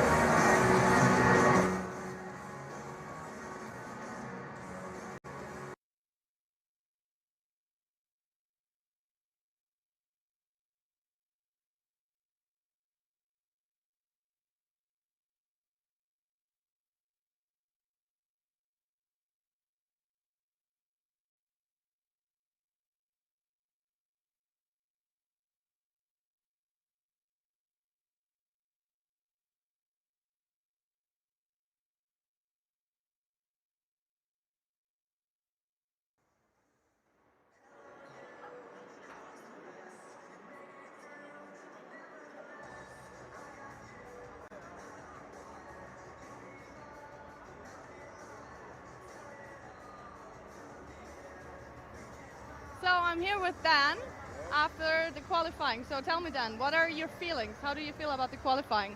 I'm a little bit upset because I got a lot of practice after me, and today it's really not my day. I fought twice, so I don't know if I go through the final or no, so it's going to be a surprise for me, so we will see. I already got some tricks in my pocket, so yeah.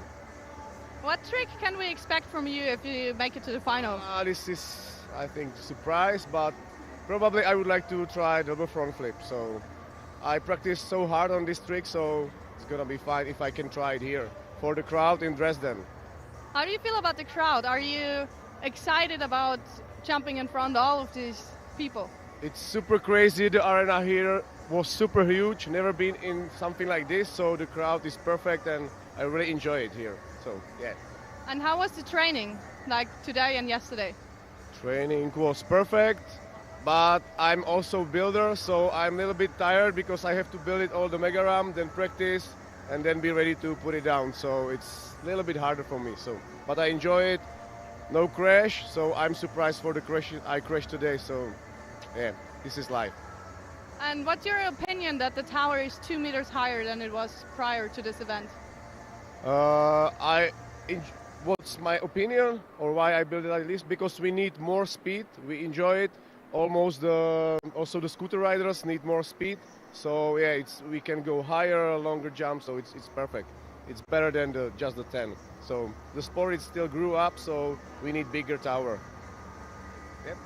Thank you so much. Goodbye. Bye bye.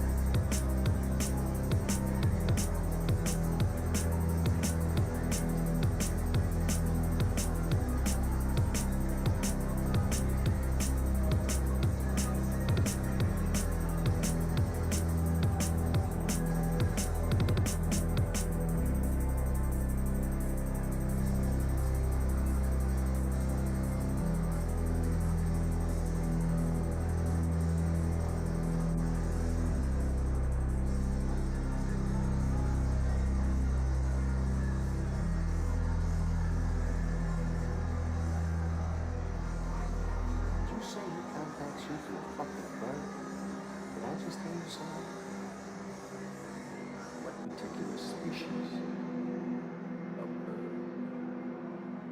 It's a pigeon. It's like a carrier pigeon. Forget about the bird, okay? Let me ask you this.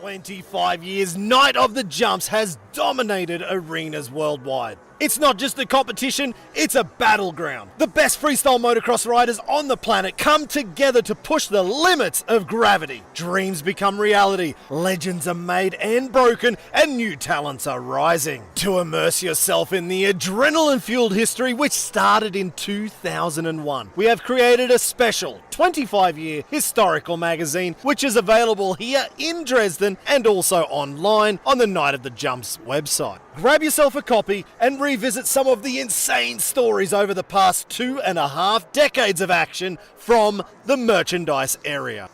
Well,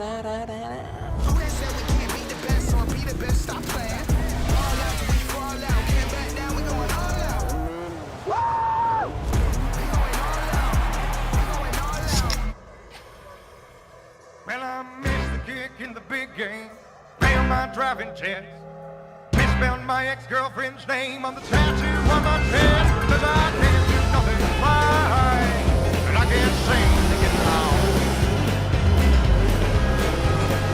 I've forgotten what it looks like on the other side of the road. Yes, I've forgotten what it looks like on the other side of the road.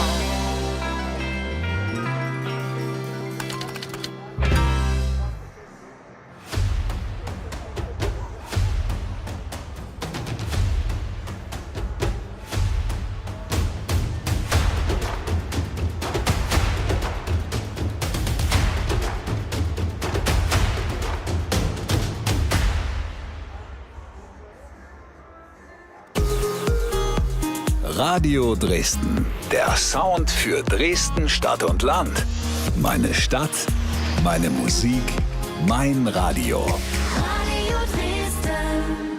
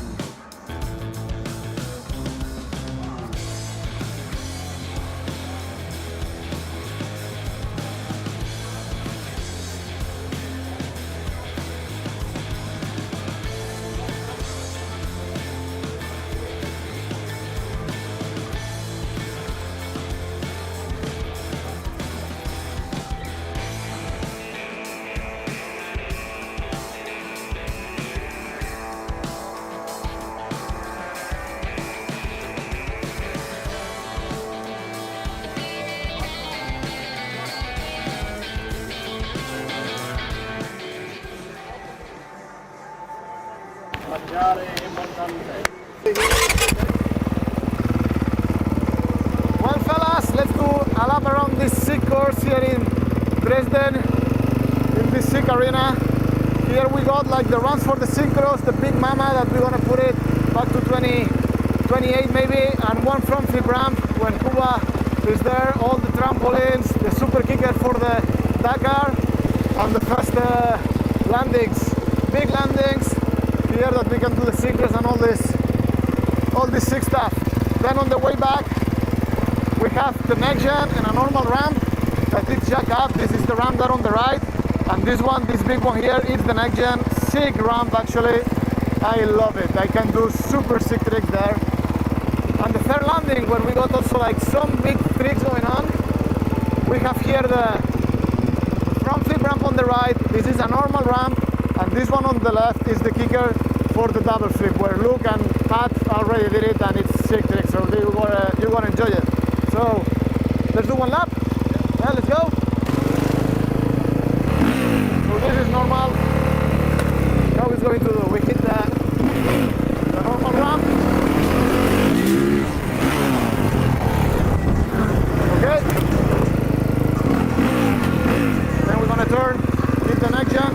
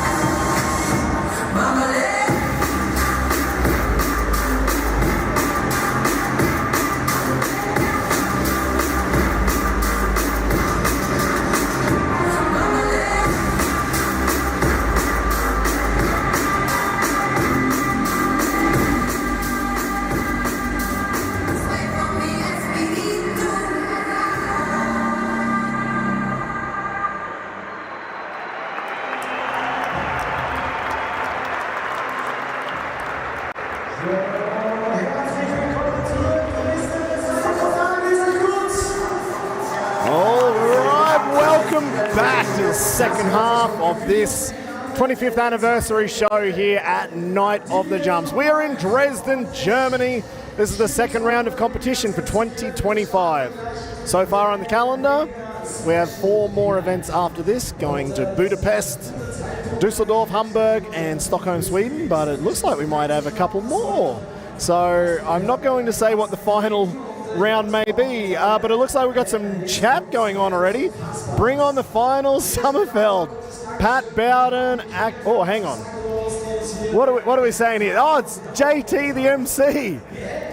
Pat Bowden, Ackermann 1-2. Oh, okay, now I understand the grammar. So it looks like JT the MC is going for Pat Bowden first, Luc Ackermann second. Oh, that could be an interesting result.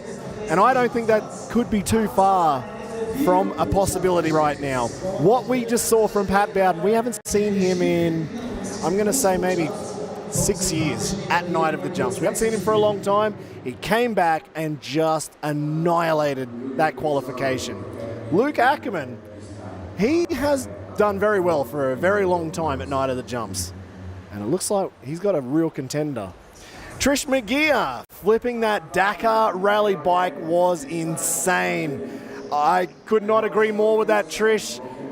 Libor Podmol, the fact that he, at one point, basically retired from freestyle motocross, got on that bike, went to Saudi Arabia, raced 3 separate Dakar events. Last year he got smashed, I think, maybe on the 6th or 7th round or day of the Dakar. And then to come here, throw that down on the super kicker at a nice 35, 36 feet.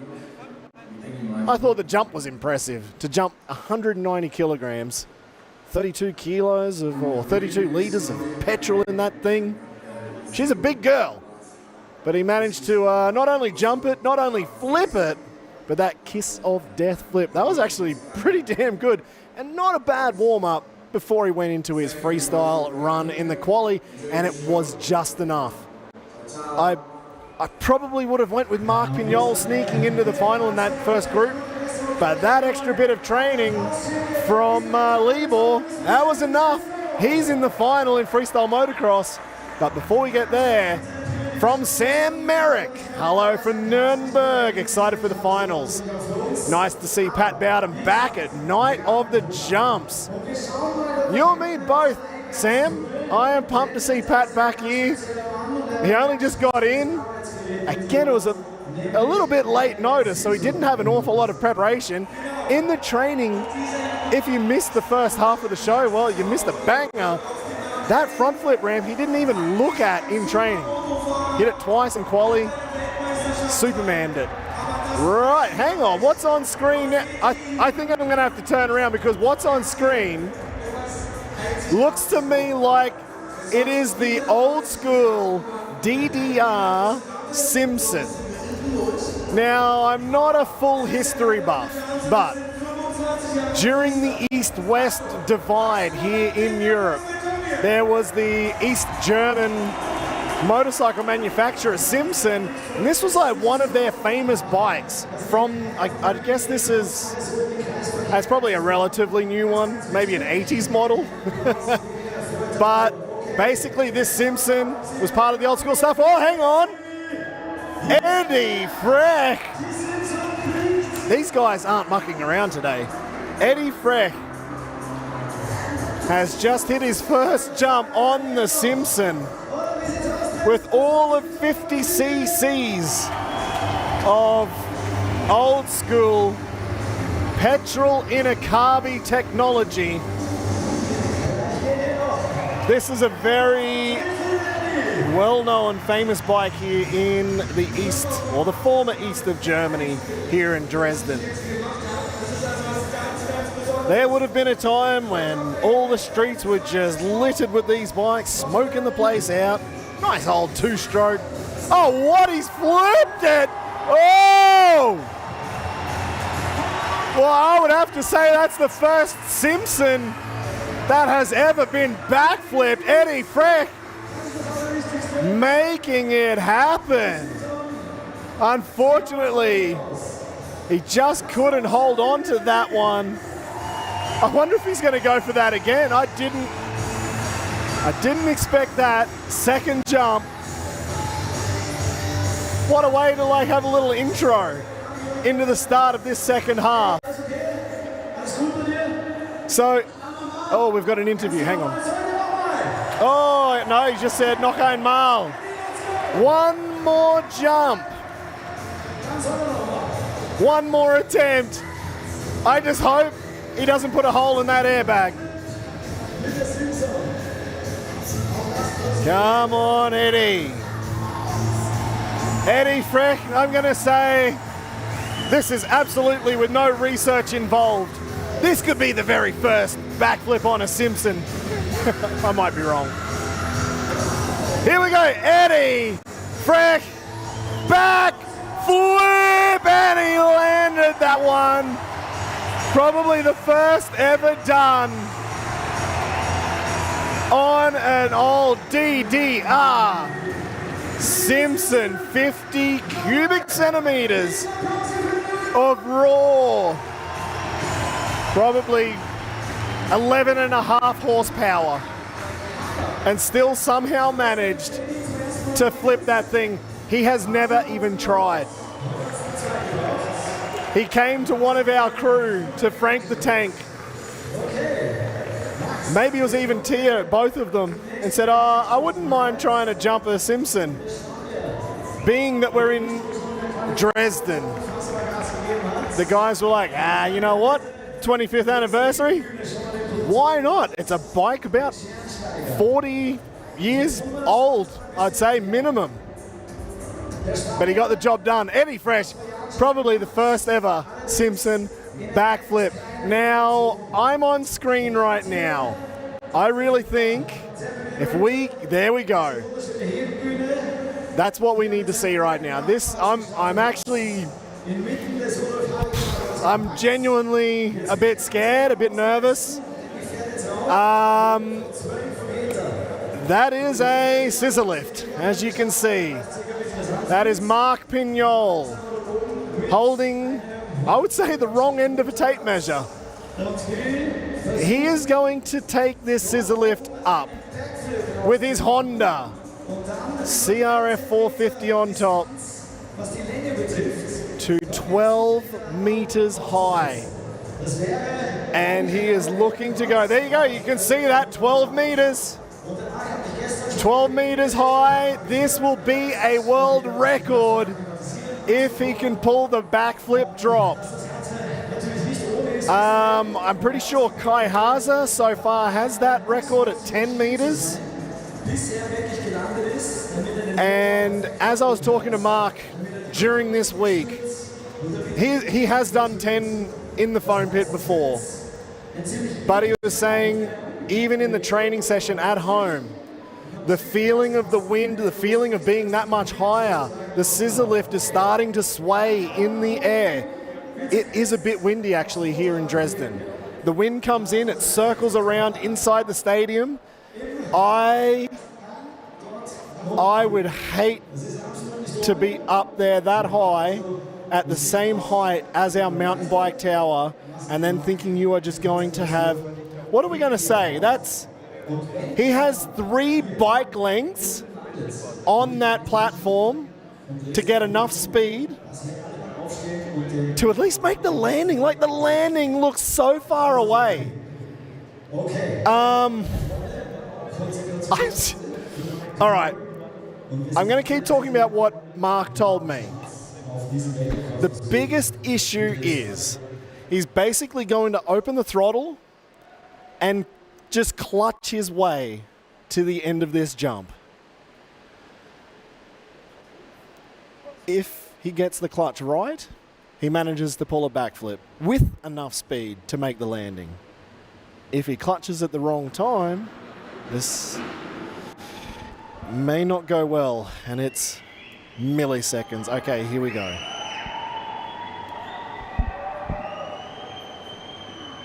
Oh, Jesus. This is... Oh, you can see it moving. Here we go. Marc Pinyol just made it. Oh, he just got the rotation. Oh, my God. That was so nose heavy. That was so nose heavy. And he just managed to bring that around. Oh, there's the goosebumps. Oh my God.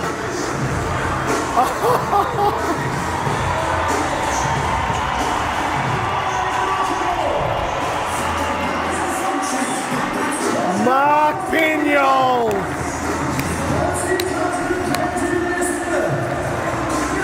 New record, 12 meters on the backflip drop here at Night of the Jumps in Dresden. That was close. That was very, very close. It looked to me in real time, I haven't seen the slow motion yet, in real time it looked like he was wide at the top, so maybe a fraction short. And he just had to muscle that around with the rotation. That was insane. Oh my God, here we go, slow-mo. As we watch him come in, and he just brought it around. It looked good at the start, but it just looked like the rotation kind of just a fraction too slow. He got the speed, he got the distance, and as you can see there, he kind of just tucked in, pulled the bike in to get that last bit of rotation, almost whiskey throttling out of this stadium here in Dresden. Oh God, that was wild. That was, yeah. Congratulations to Marc Pinyol. 12 meters on the backflip drop. He has had a hell of a lot of stress on his shoulders leading into that jump. Logistically, this is probably what we don't talk about very much backstage. He hasn't even had a chance to even really look at training on this here because we had issues with flooring getting into this arena. We're on the soccer field. We didn't get the flooring down for like 12 hours later, probably 24 hours late. We couldn't get the scissor lift in to the right position properly, and when it was, the scissor lift broke down. It was broken all day yesterday. It wouldn't go up. He never had a real chance to look at this thing. So Cat Zeppelin, they were here. They came. It's fantastic. Great service. Only by about an hour before this show started, they said, yep, we've got the scissor lift working. That is kind of where I had that extra kind of nerves, I think, that you might not have known at home, because I've seen how difficult it was. Like, we weren't sure if that would even happen today.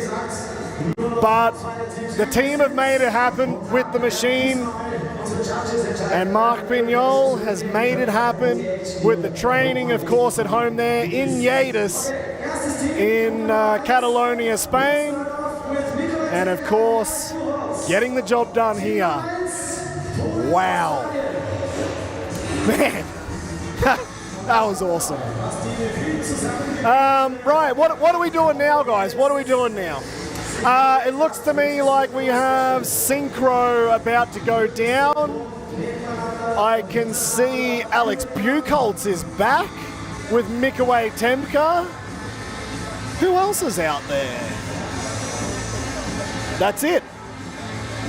Oh, and Libor, Podmol, and Matej, Cesak. So it looks like that will be the groups. Oh, sorry. Hiding behind the ramps, I could not see. We've got the Ackermann brothers.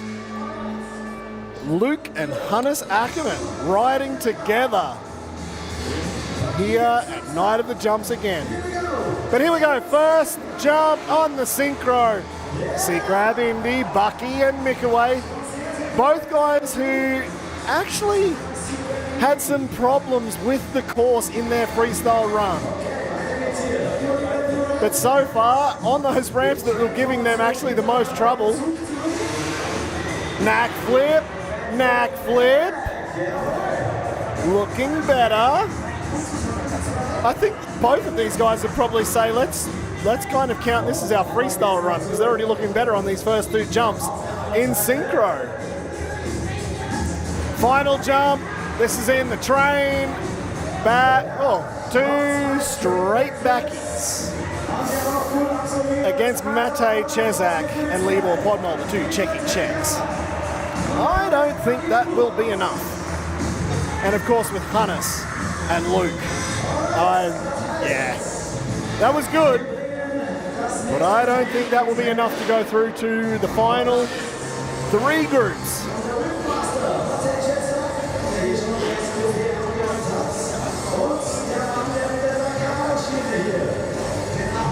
Going head to head. So it looks like the checky checks are going to go opposite. So Bucky and Zapsa started synchro, ended in a train. Looks like the Checky Czechs, Libor, Podmol and Matej Cesak, looks like they're going to start in a train and probably finish in a synchro. Might help with the judges as well. Here we go.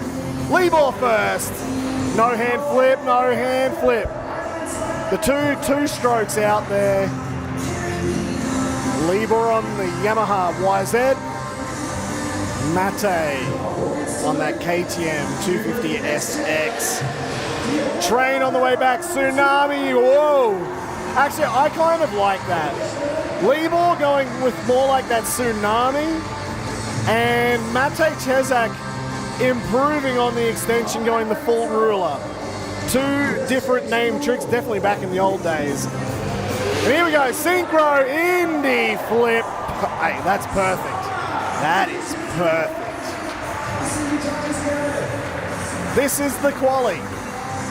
And they probably thought that would be enough to go through to a top 2 final. Libor now with no... Oh no, he does actually have stress. He's still got a final after this. I was just thinking, because he got the Dakar rally backflip out of the way, he'd probably feel a lot better. But actually, he's still got 10 more jumps in freestyle to go before his day is finished. Plus maybe 3 more jumps in synchro. Now it's time for Luc Ackermann in front. Superman laying down. Kind of that Levi Sherwood style of Superman, just laying flat on the seat and somehow arching their back and getting their feet pretty much vertical. I don't know what kind of yoga you have to do to make that happen, but rock solid, rock solid. This is looking good. Okay. This could be quite the battle in the final. Hannes and Luc. Heel clicker flip side by side. All right, if I'm going to go with technicality, I would probably say the Czechs would be the winners in this round. But it doesn't really matter who the winner is of the quali. What matters is who's the winner at the end of the final. What we're doing now is finding out who will be eliminated. And I think we may know that result. So yes, unfortunately, Zapsa and Bucky have been knocked out in the slow-mo there. That is the heel clicker side by side with the Ackermann brothers. And I would imagine at home, Dirk and Melita watching on. It is so good to see Luc and Hannes back.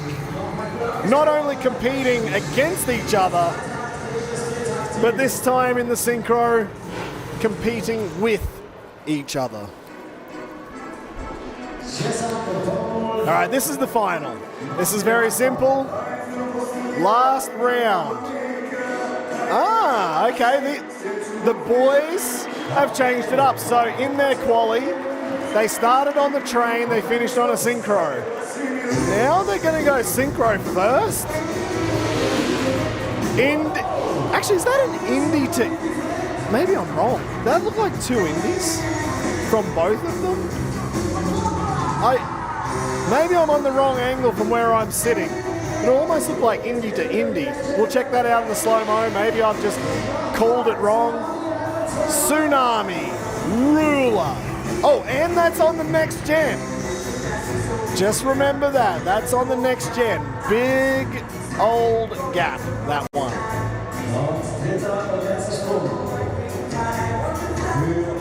And now for the final jump. The boys making sure they're in second gear. You can see that heel change, the boot into second gear. Oh, backflip, no hand. Front flip, no hand. That's why they went synchro to train. They were finishing on the no-handed backy and a no-handed fronty. All right, they're bringing some creativity to this one now. Can Luc and Hannes Ackermann, will they surprise us with something else? All right, let's check this out in the slow-mo replay. Indy, it was just a single Indy backflip. Okay, it was just the wrong position for me. Tsunami, Ruler, Libor, Podmol, Matej, Cesak. Oh, looks like we're already into Hannes and Luc.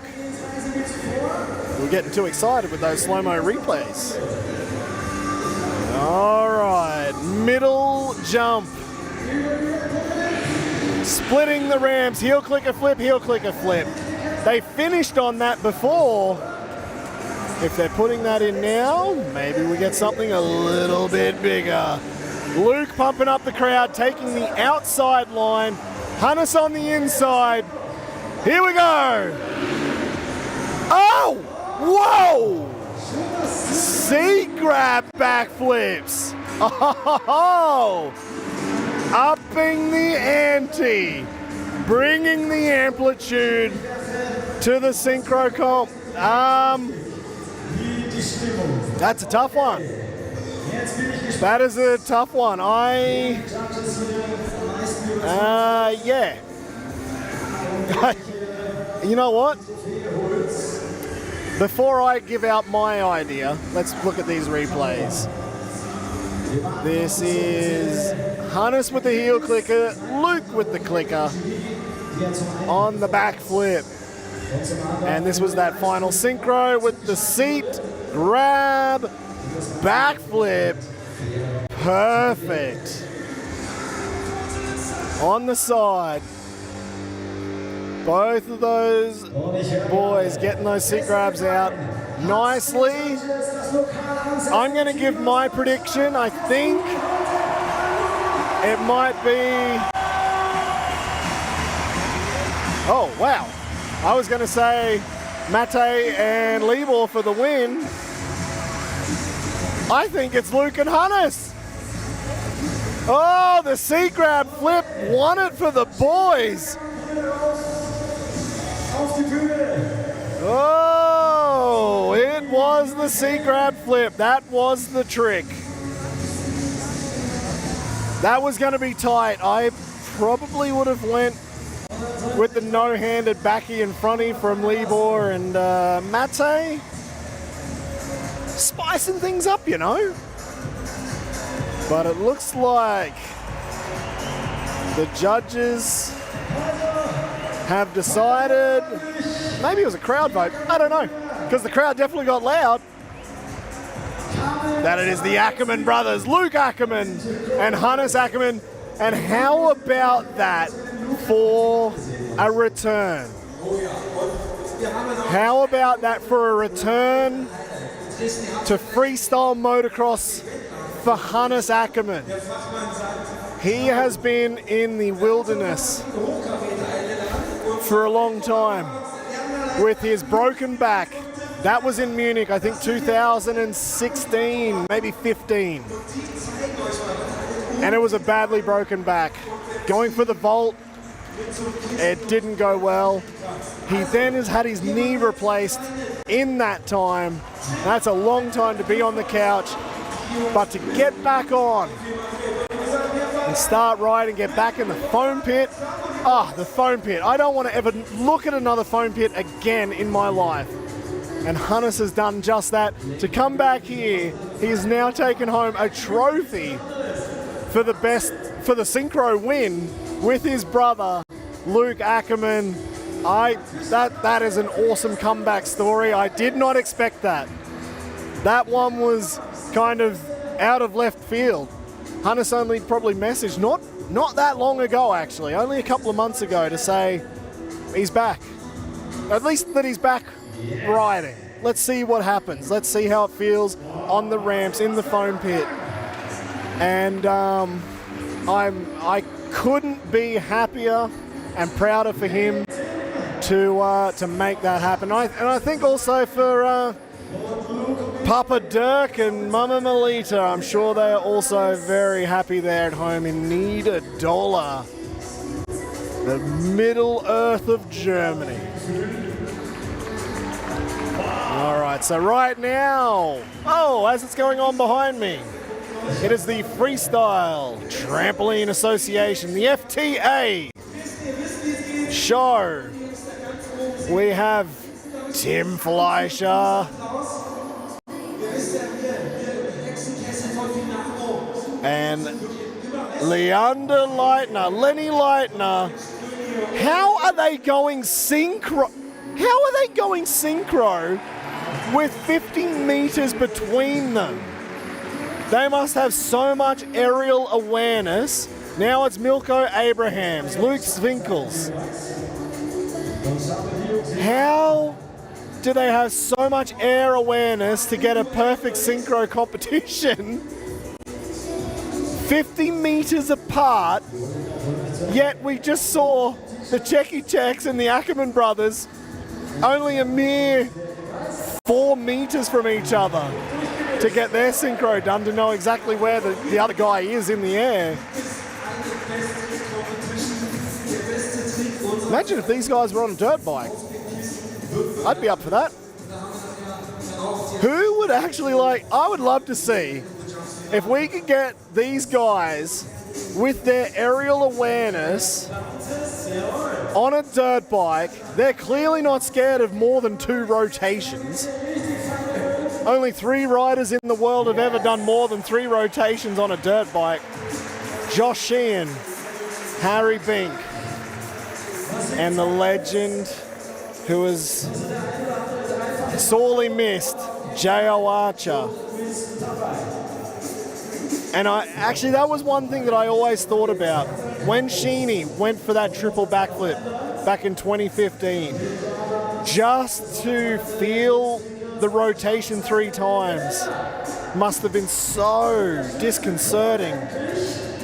And yet you watch these guys here, Milko and Luke,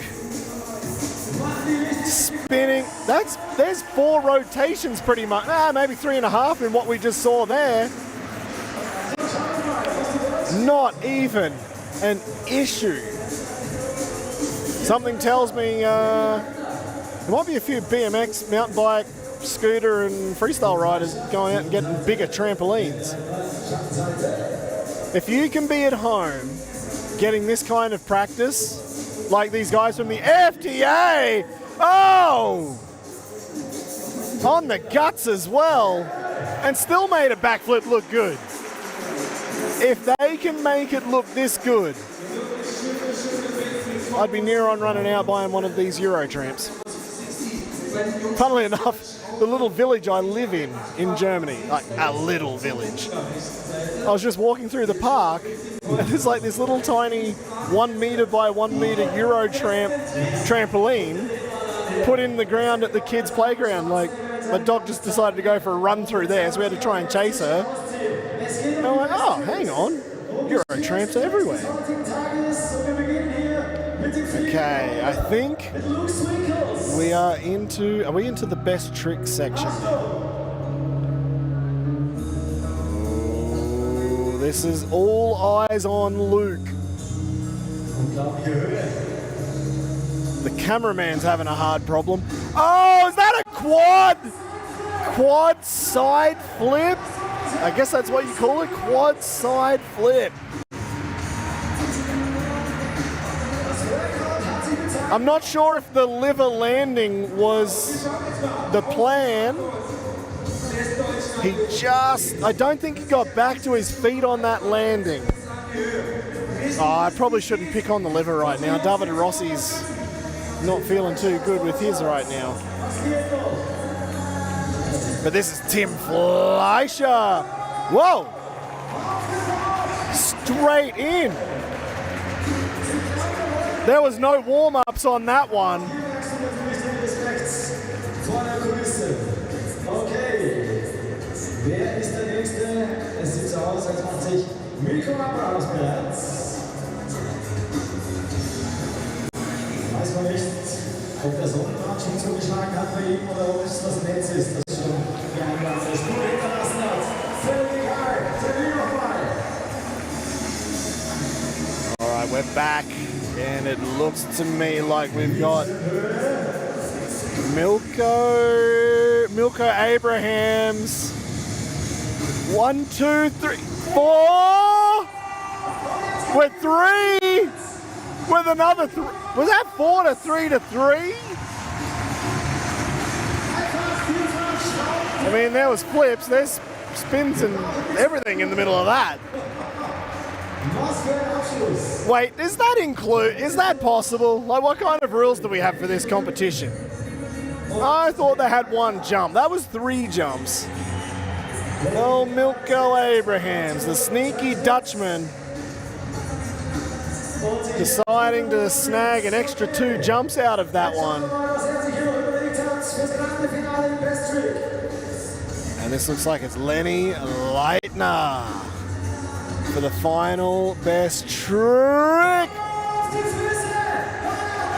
Oh! Unbelievable, Lenny Leitner. It almost, like, to me, it looked like that safety pad was not needed. It nearly just threw him off. They probably could have dished the safety pad, just go for the full landing. From Lenny Leitner, and we will find out who has won that best trick.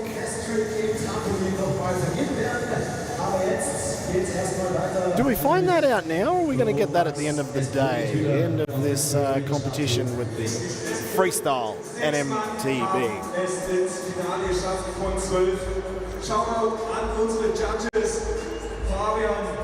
All right. We're back in the studio, guys. That was the Eurotramp and Freestyle Trampoline Association, the FTA competition. And it looks to me like we've got some mountain bike riders ready to go. So we will find out who won that best trick competition at the end of this show. So don't go anywhere. Well, you're not going to go anywhere, right? We've got now the best trick competition for mountain bike, BMX, and scooter. All 3 disciplines go together. We don't care what you ride. We just want to see the gnarliest tricks go down. And then we've also got the final, the top 4 in freestyle motocross coming up very shortly. Let's see who is in. Oh, David Strauhal looks like he went for that fronty.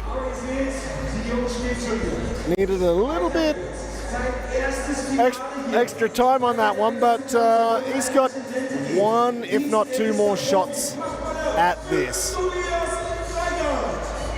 Oh, Tobias Freigang made it to the final. Can backflip. Okay, nice. I'm pretty sure we'll see that being extended upon on his second jump.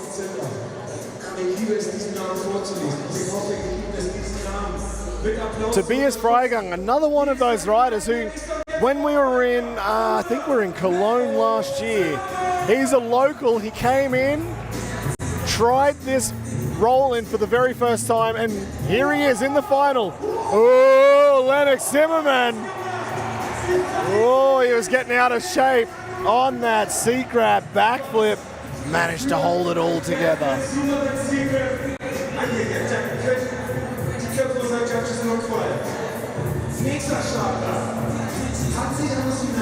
Now that's awesome to see Tobias Freigang in this competition, working his way up from the first time ever, only last year, less than a year ago, and now making it into the final against some big names as well. Tom Pfeiffer just landed the first ever triple backflip in Munich. 1, 2, 2, double backflip. So in Munich, at the last round, Tom Pfeiffer and Lennox Zimmermann both landed the first triple backflips we had ever seen at Night of the Jumps. I thought he was about to go triple then. That double showed he easily could do it. This is Reto Heini from Switzerland. Backy, double backy with a bar spin.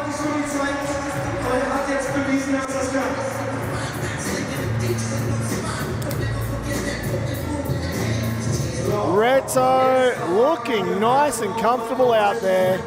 A new young gun from Switzerland. Keep your eyes on this kid.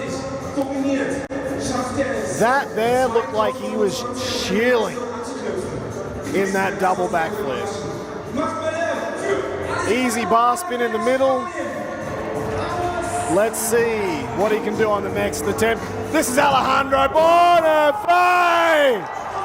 What? Oh!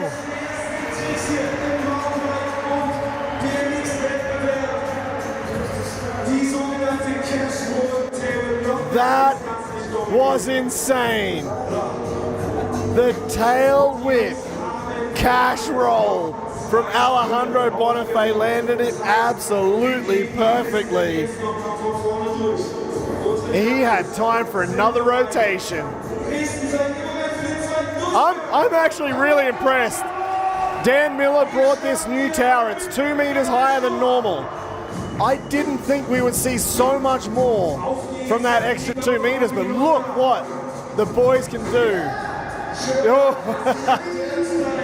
Seat grab, sliding out, Larry loop out.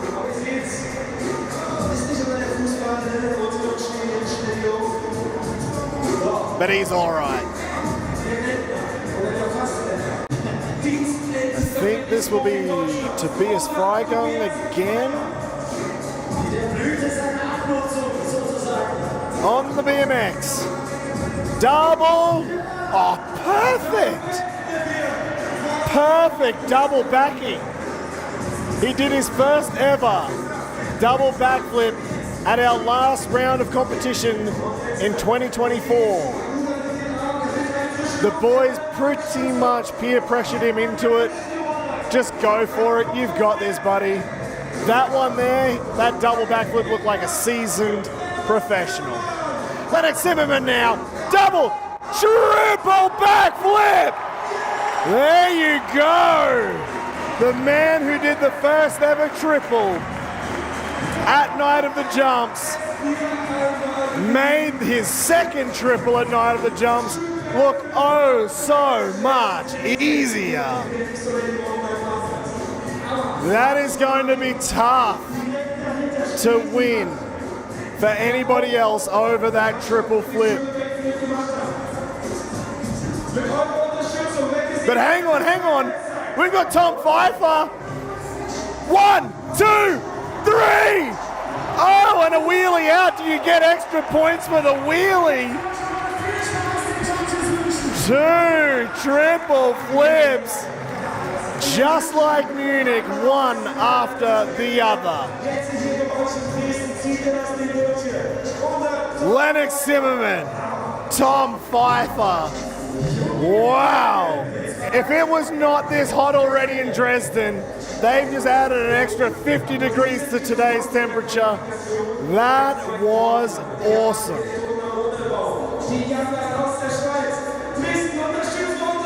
Oh my God. That 2 triples, what can Reto Heini do? 1, 2, 3! What? He has never attempted that before, and he even overcooked. Reto overcooked the triple. Oh, 18 years old. This is his only second Night of the Jumps, I think. And he's just going to join the big boys. Oh, he's going back up, so it looks like he has another opportunity. Can he land the 3rd ever triple backflip? Oh, Alejandro Bonafe. Oh, twister.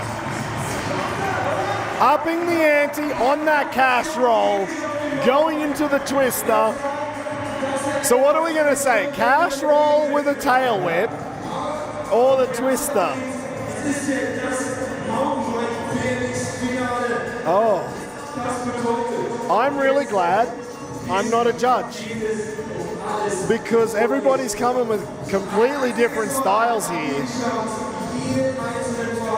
Alejandro, of course, he's in his own league, going completely with different rotations.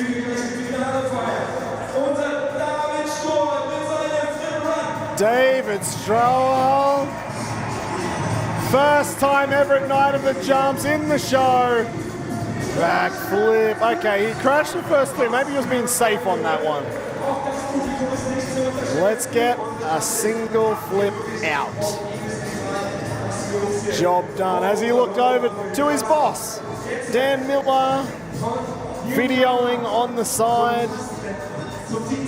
So Dan and David, plus Dan's brother, the three of them, building that massive 12-meter high mountain bike roll-in.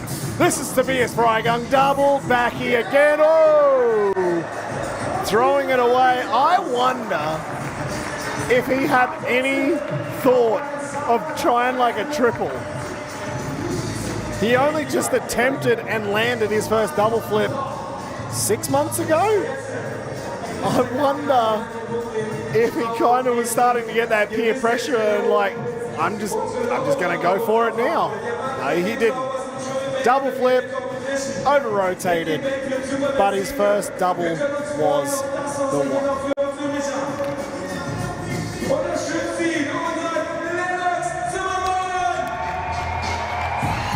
So now it's time for Lennox Zimmermann. We've already seen a triple. 1, 2, with the can in the middle. That one was for fun. He got the hard work done on his second jump. Now he's just bringing a little bit of style into this competition.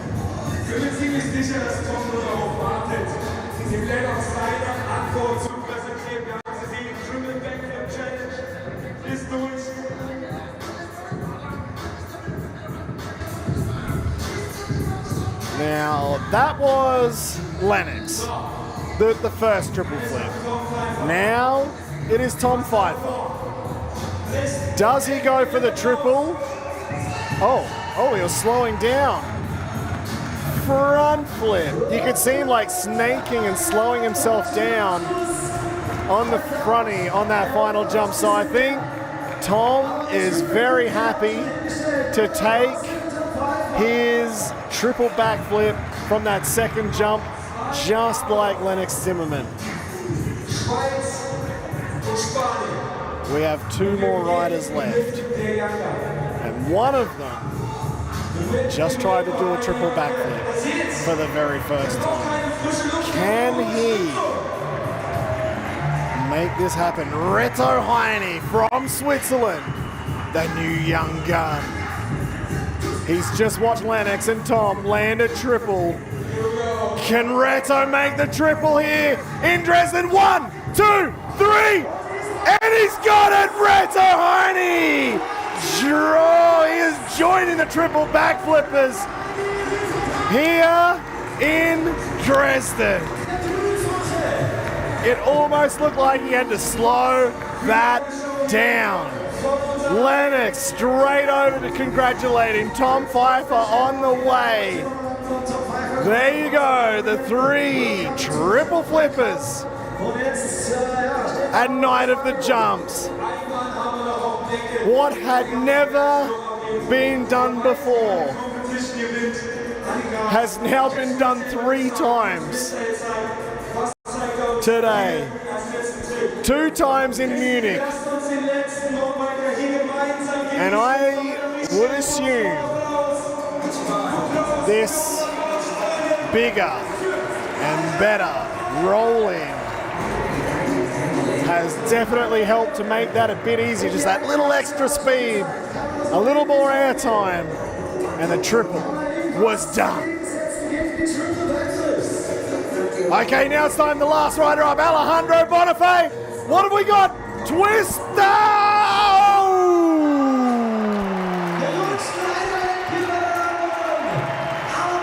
Or was he going bigger? I feel like Alejandro may have been looking for something even bigger. Unfortunately, he could not ride that one away, so I don't know. This is going to be tough. Do you go with one of the triple flips between Lennox, Tom, or Reto Heini?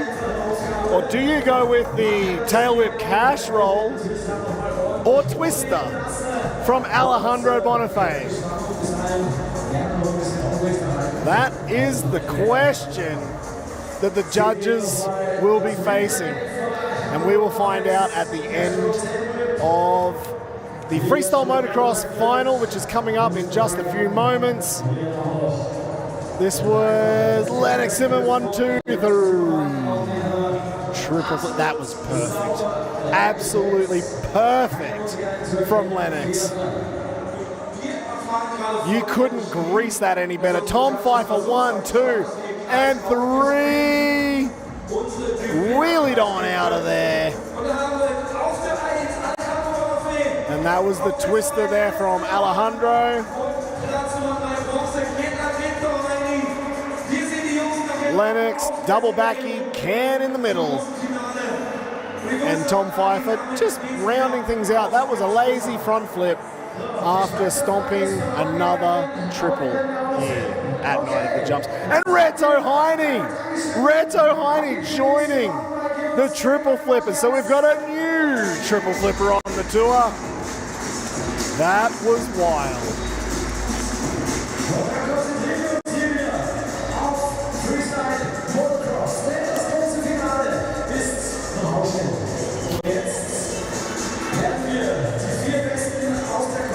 All right, we're back in the studio. What are you guys thinking at home? This has been a big day so far. We've seen, oh man, so much go down. The world record from Marc Pinyol at Dakar, 190 kilogram bike, doing a kiss of death backflip. Best whip win to Matej Cesak. Luc Ackermann coming back to freestyle motocross and with his brother winning the synchro competition. We'll find out who won in the FTA trampoline comp. We'll find out probably in about 20 minutes, maybe less. We've got a top 4 final in freestyle motocross. Who wins that competition? Who will be the winner from mountain bike, BMX and scooter? But right now we've got a final run coming up. The first rider out will be Matej Cesak, followed by Libor, Podmol, Pat Bowden and Luc Ackermann. 2 checky checks in this final.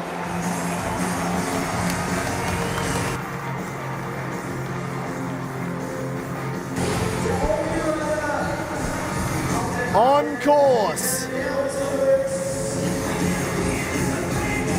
in this blistering, I never thought I would say blistering German sun. That just doesn't sound right. But it does feel like we are somewhere in the Sahara. It is so hot here inside the Rudolf Habig Stadion here in Dresden. These boys have been working overtime to make this happen. And Matej Cesak, this is the final. He's done almost everything today. Can he make it to the podium tonight? Today. Did it again here in Dresden. This is the 25th anniversary show. I hope you at home have enjoyed this. I have loved every second of it. Heart attack flip from Matej. Ooh, double heart. That looked like he was going for something else. Looks like there might have been a small mistake on that one. You can see he's taking his time just a little bit. There is no time limit, remember. Normally there is. Here in Dresden, no time limit. Knack flip. Man, he held that knack for a long time. I wonder if it's the best whip. He rode the synchro, the quali. Is Matej feeling a bit tired at this point? Nice, whipped out Indy, double knack. Matej Cesak style. There's a few tricks actually that Matej just kind of has his own entire style on. That is one trick. His whip is definitely another. I've never seen anybody whip like that before. Indy backflip.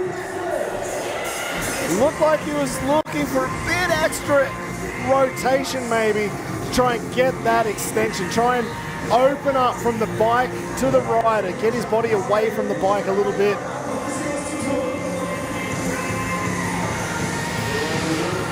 Heel clicker super flip, not bad.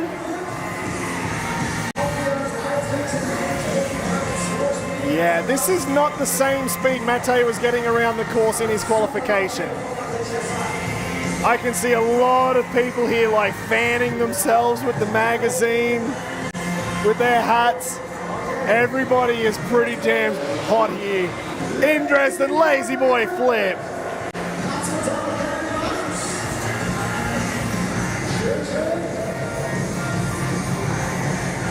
Now rolling around. This is the next gen ramp. 9 jumps in this run plus 1. Perfect ruler. Absolutely perfect. He probably should have spent a bit more time over there because now the shade from the roof is starting to come over. He might have felt a little bit better over there.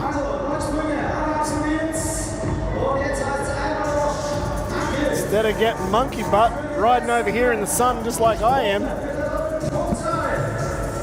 But it looks like we're going to the front flip ramp. Whoa, front flip, no hander. All right. We've seen that now. We know he has a knack fronty.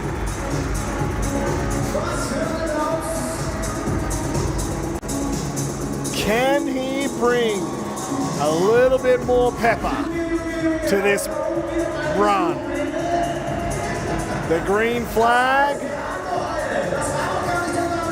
I'm guessing that green flag signals this is the double up. Double the points. Matej on the front flip ramp again. Here we go.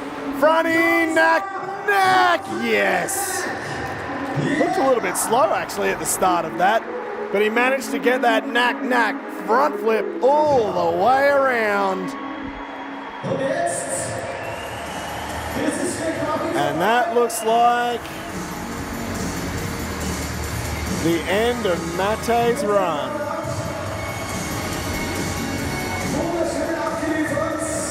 Am I wrong? No, I think that was it. That was it. 9 jumps in that run, plus the 1 double up. 10 jumps overall. Let's check this out in the replay. That was a good run, but it was the energy, I think, between the jumps, which was the problem. It is so hot here, but to bring out that knack front flip, landing it perfectly. Held the knack actually for a long time. I was starting to wonder if it was a bit slow on the rotation, but he went a bit deeper, gave himself that little bit extra time. Seat grab, backflip, not too bad to start the run. There was the double hard, and I feel like that may have been supposed to be another trick. Knack backflip, held it for ages. He held that knack flip as long as he possibly could. I love that Indy to double knack. All Matej style, Indy backflip. Landing everything pretty much perfectly. Heel clicker, super flip, getting the click, which some guys do not do. That's what the judges are actually looking at, don't you worry. Lazy boy flip. Didn't get his back all the way onto the seat. So while he got the click, the lazy boy was just off a little bit, 246 points to Matej Cesak.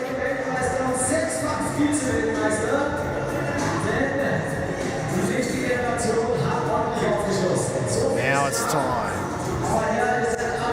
for one of the longest serving riders in freestyle motocross.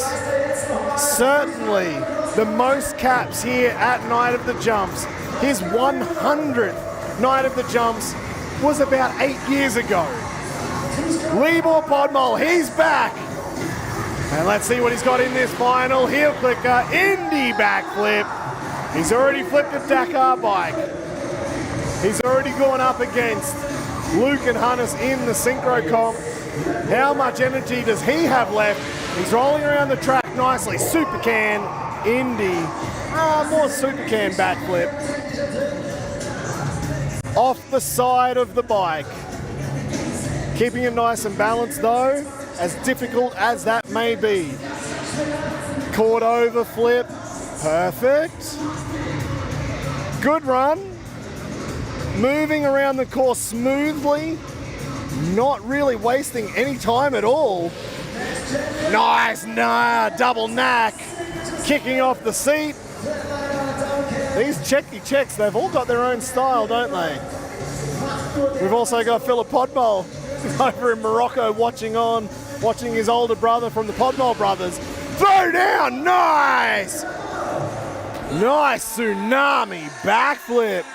The old man has still got a few tricks up his sleeve and still very competitive here on the World Tour. One hand Indy, rock solid. This is genuinely impressive. 40 years of age. Over 40, I think. Indy to Indy backflip. Libor effectively retired 4 years ago. He went and raced Dakar for 3 years. And now he's back in freestyle motocross, and it looks like nothing's really changed. Switchblade backflip. That's something new. So it's good to see coming into the final. Some new tricks, something a bit different. Keep the judges on their toes. No, dirty old underflip. Got to keep the judges on their toes. Also, we got to keep you guys, the fans at home, on your toes as well.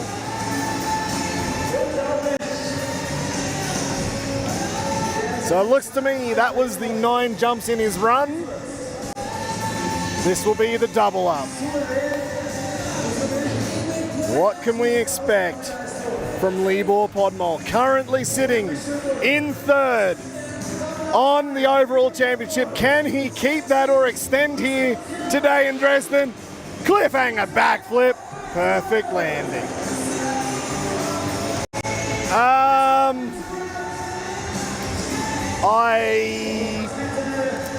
Well, it turns out I do get them wrong sometimes, but I feel like that may be a fraction better than Matej Cesak, although he didn't have the front flips. But are the front flips the be-all and end-all of a run? Is that the deciding factor?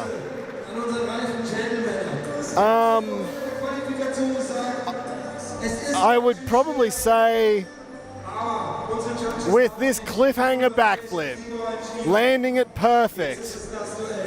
That was the double up. Cliffhanger, this is how he started the run. Heel click it to Indy backflip. Going into the super can flip. A technical trick no one really does.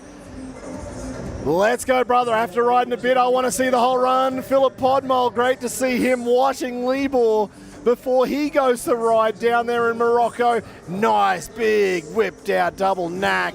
Kicking off the seat. Huge tsunami backflip. Big tsunami backflip. One hand Indy, rock solid. This was a solid run. There's a lot of variety in this run. Indy to Indy backflip. We saw the triple Indy backflip from Pinyol, but that was over a completely different ramp. The next gen, maybe if Libor headed on over there, he could do the same and finish with the switchblade. So it looks to me like the judges have made their decision. Matej Cesak was on the hot seat. He's already jumped off. So Libor's already sitting on there. I hope they got that right. Libor Libor Podmol, 263 points, 246 to Matej Cesak. So they were right, but it looked like Matej had already decided he knew that Libor Podmol should have been in front of him. So Matej going the sportsman's way about it.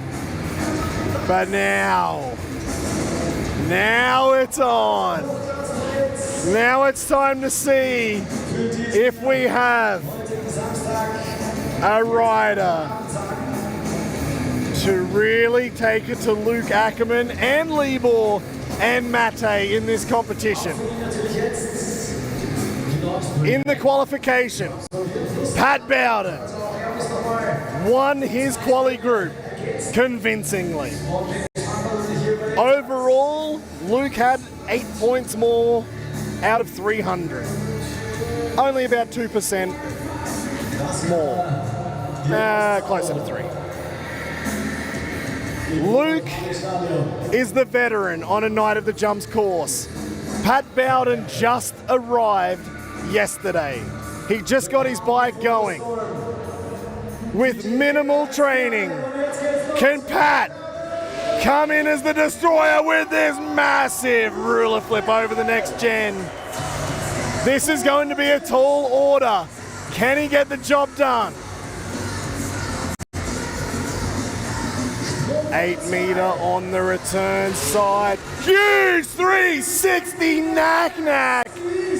Not only is that big, but that has got style. And that is what we're looking for here, especially, like I said, all these ramps feel different. And that's the difference where we see the guys who can kind of handle the differences and still throw down big tricks. Oh my God, that is unbelievably huge heart attack flip, just looking through all the way and holding it so long on that next gen ramp. Massive cliffhanger, going for the upright tricks. We've got to have some variety in there because we've got the backflips, you got front flips, there's 360s. You still have to find time for an upright trick. Now Pat rolling around, huge cliffhanger flip on the next gen. I'm pretty sure he did that on a different ramp in quali, so he's actually mixing the ramps up in between as to what trick he wants to do.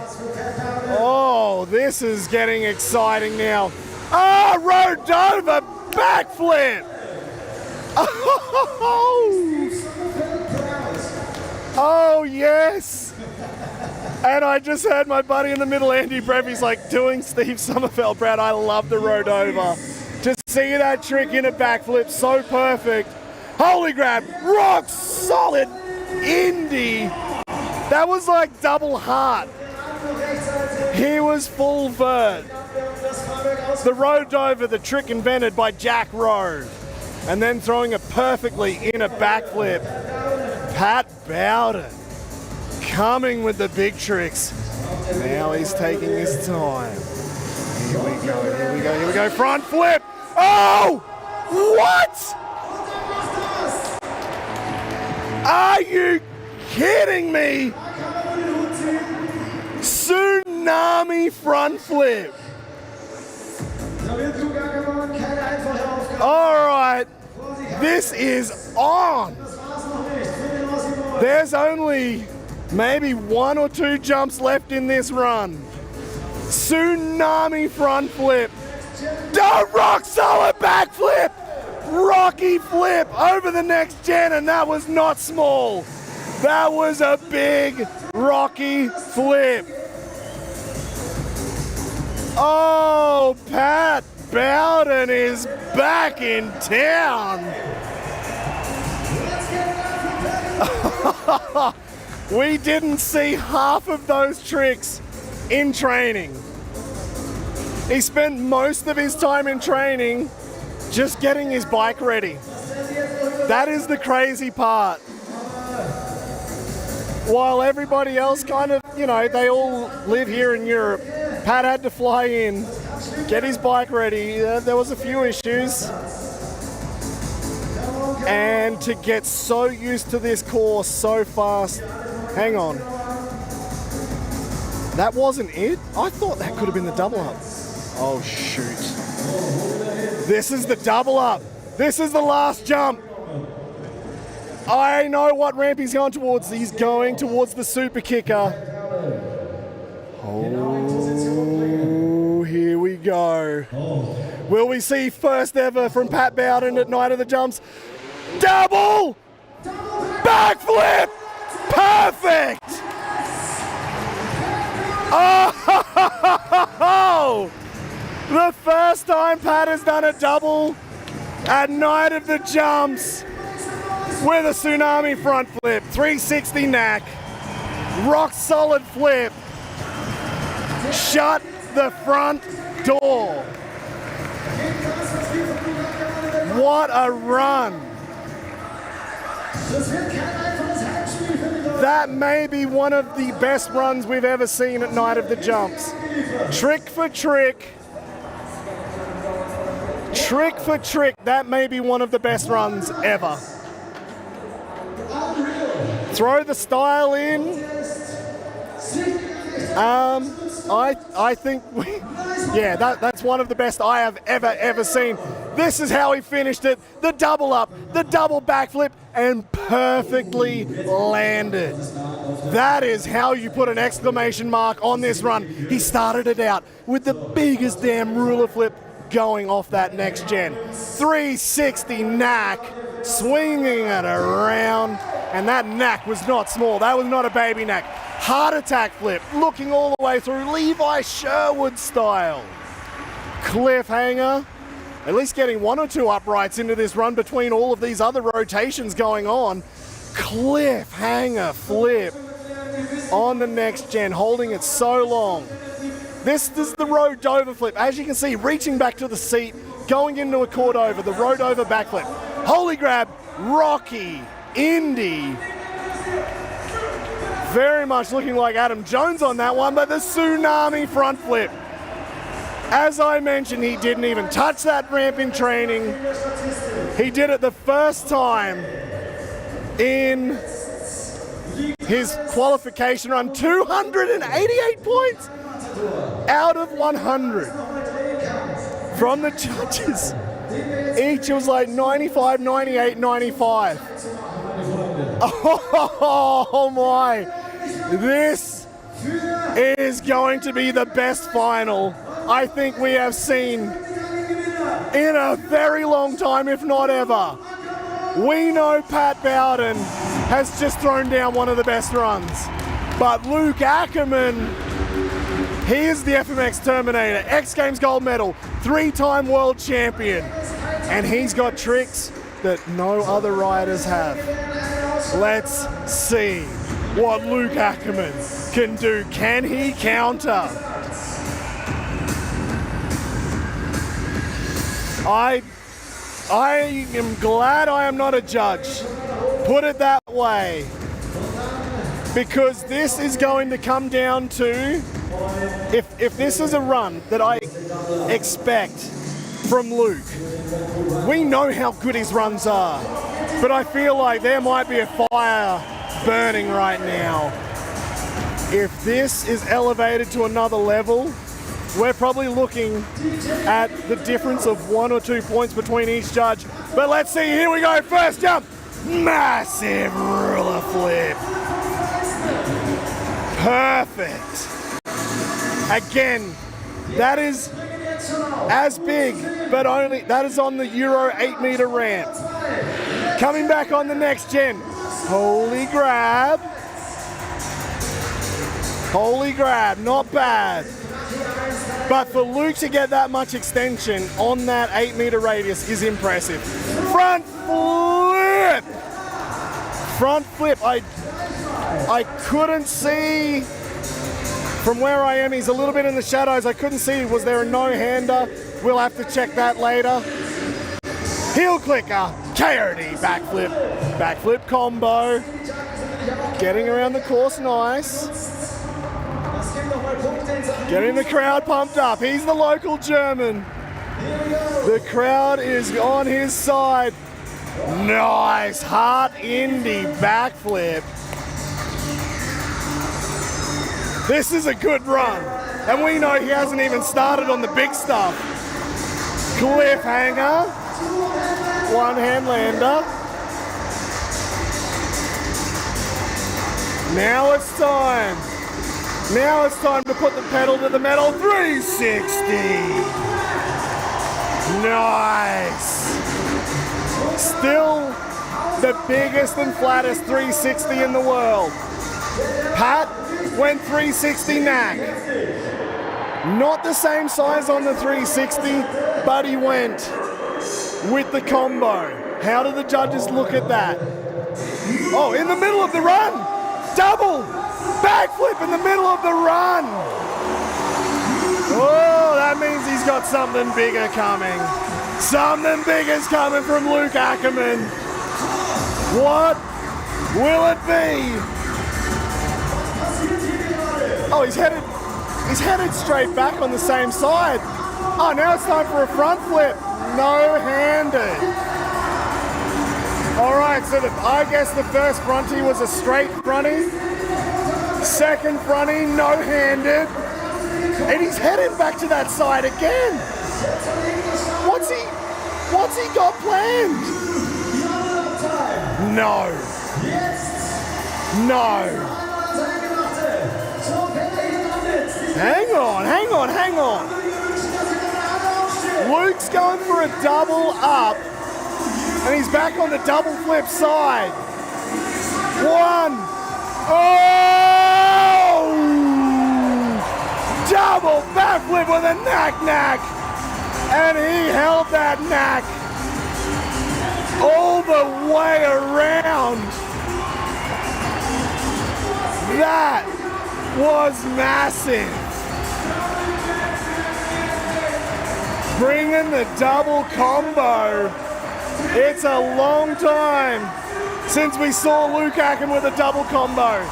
I'm gonna say it was probably back in China with the knack double flip a few years ago. But this was so much bigger. That was so much bigger. That was probably the biggest knack double flip I've ever seen. Can anybody out there tell me, was there a bigger knack double flip? I'm not sure. Look how long he held it. That was nice. So good to see. This is how he started his run. Huge ruler flip. Just throwing that KTM 450 around like it's a kid's toy. Holy grab. On the next gen. Front flip to start. Well, that was the first of the fronties. Heel clicker, KOD backflip. And then coming in, what do we have here? The Heart Indy flip. Landing perfectly. Nice cliffhanger, straight up. There he went for the one-hand lander. 360, that is the baddest 360 in the game. Double backflip in the middle of his run. Double back in the middle of his run. That is impressive. Front flip no-hander.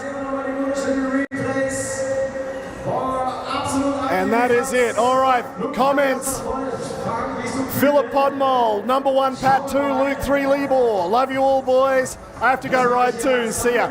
Philip, I think I'm with you with those results. I don't know what the judges are going to say, but I feel like Pat's run just had that little extra variety, maybe the energy, maybe we were just nervous.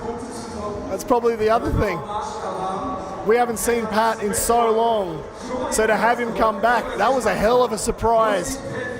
We know he can do those tricks, but to know if you can do them all in one run on any day of the week, that is a completely different story.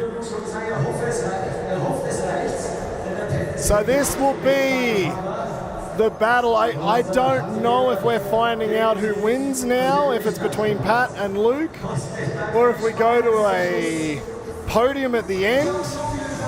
Oh, here we go, here we go.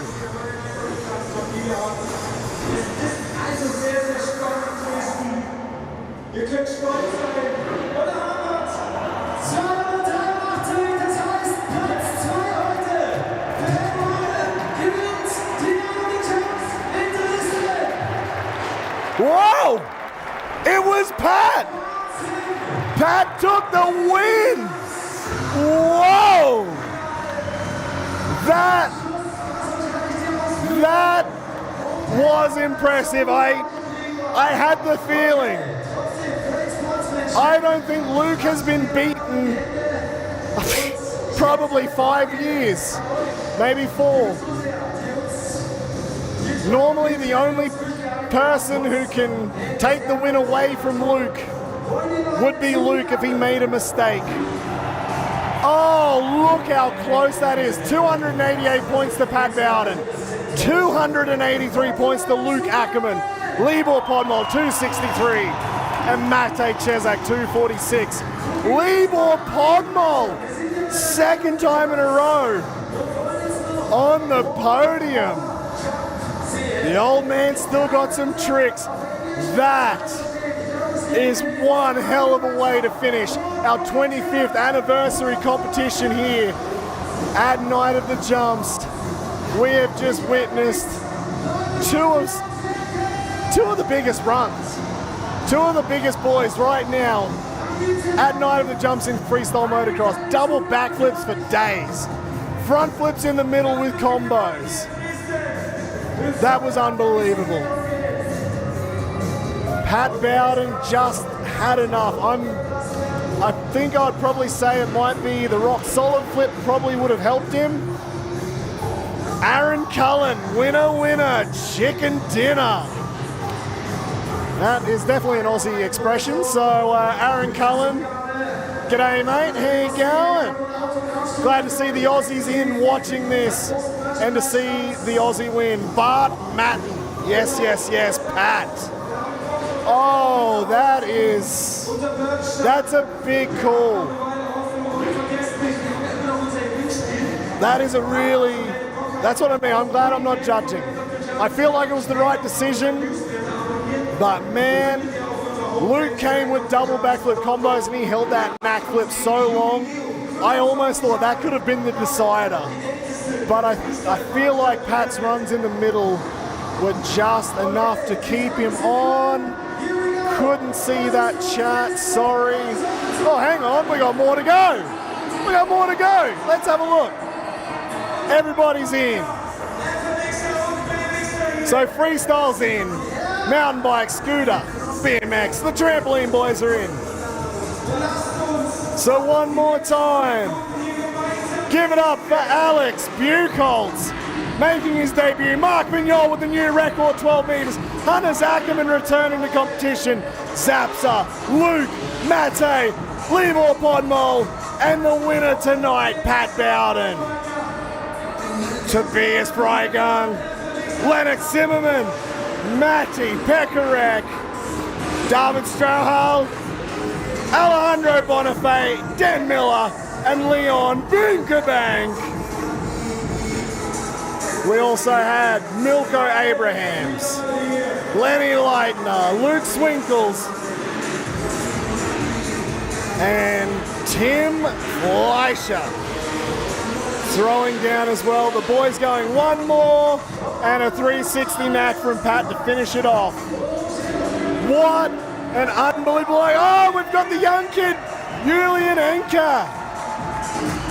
14 years of age, the first time he's ever hit that roll in, and he had his own little jump there at the end to celebrate.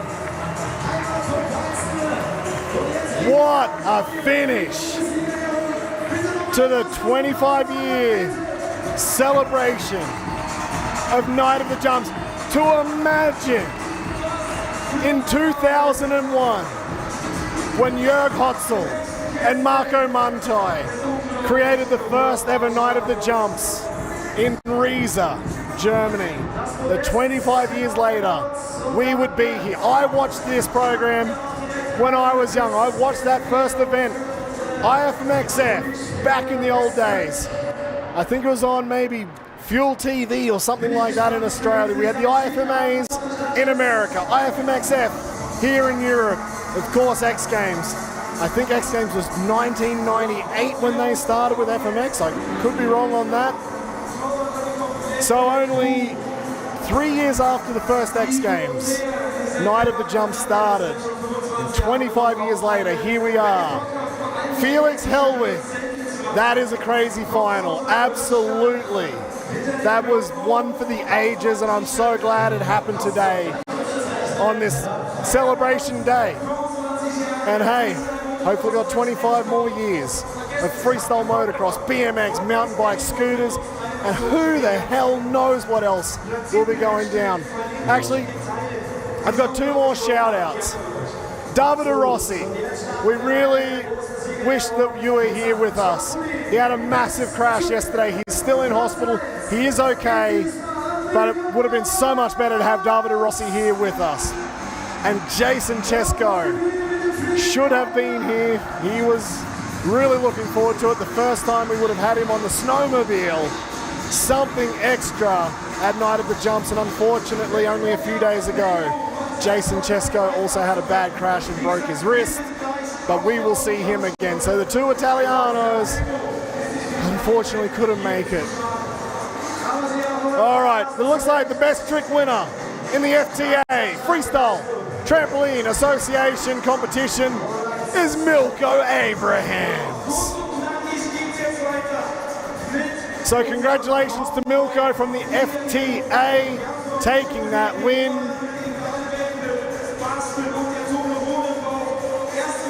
That was tough. Honestly, when those 4 guys are getting inverted, twisting, rotating, going for it, I'm lost. I don't know how many rotations they can get in. So now it looks like we are having a podium, is it? Ah, we've got the trophy. Someone's got the trophy, nice. So Milko gets to at least go home with his trophy from the FTA win here at Night of the Jumps with Euro Tramp supporting that one.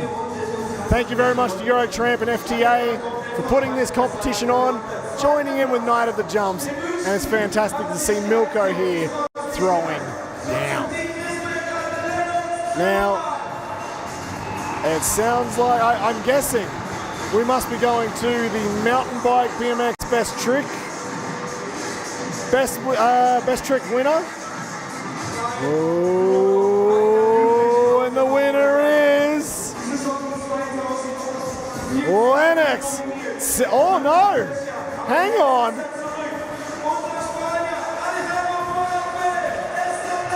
Hang on, we've got the full podium. I thought it was only 1 trophy.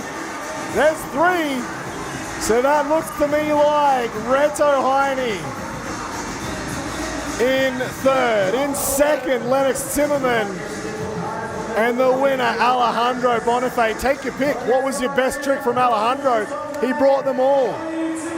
The cash roll with a tail whip. Or was it the twister? Take your pick. That was the winning best trick in the BMX mountain bike and scooter competition. That's close. That's super close.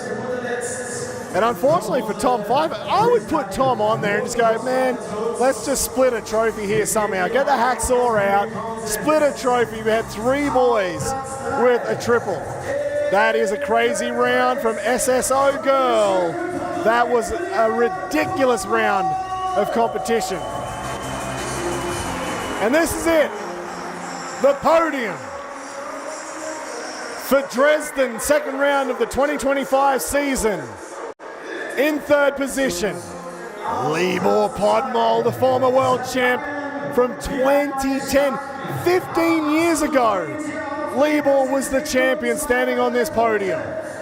He is still on the podium.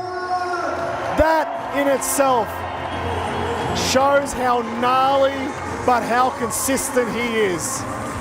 In 2nd position, the FMX Terminator, Still currently leading the 2025 Night of the Jumps World Tour Championship, Luc Ackermann. He took everything to Pat, but the return in 2025, it's been 6 years since we've seen Pat Bowden at Night of the Jumps, and what a return to stand on top of the podium. The Aussie is back, and he has brought a lot of tricks with him.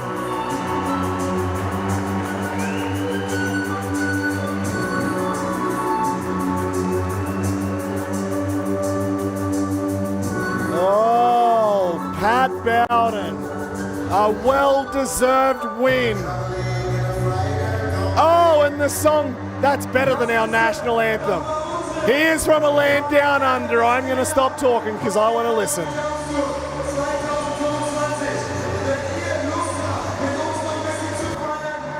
Hier sind gleich hinter dem Logo. Bei unserem Merchandise-Stand, da könnt ihr mit allen Jungs noch einmal feiern. Wir wollen jetzt noch ganz kurz auf den Gewinner. All right, I'm not sure if you guys can hear that at home, but we've got Land Down Under blaring here through the stadium. Cam Coop, let's go Pat, full sends only. That's exactly what we saw today. If you've seen it on Pat's gear, that's all it's written there. Full sends only. Pat Bowden delivered the goods with minimal time to get ready, getting his bike sorted for half of the training session. Barely even had time to get used to the ramps. He didn't even jump the front flip ramps in training. That was the first time he hit it. I think he hit the super kicker once for that double flip. Bart Matten, yes, yes, yes, Pat. And everybody there on the podium. All right, guys, I am going to run down. Give me 2 minutes. I will be in the middle, and we'll get some interviews done with these boys to round out this competition. But just remember, Night of the Jumps, we're going on a little break, 4-month break. Our next event will be October 4th in Budapest, Hungary. We'll then be going to Hamburg and Dusseldorf in Germany throughout October and November, and finishing in Stockholm, Sweden, November 22. I'm going to run down now. Stay there. We'll be back in just a few moments.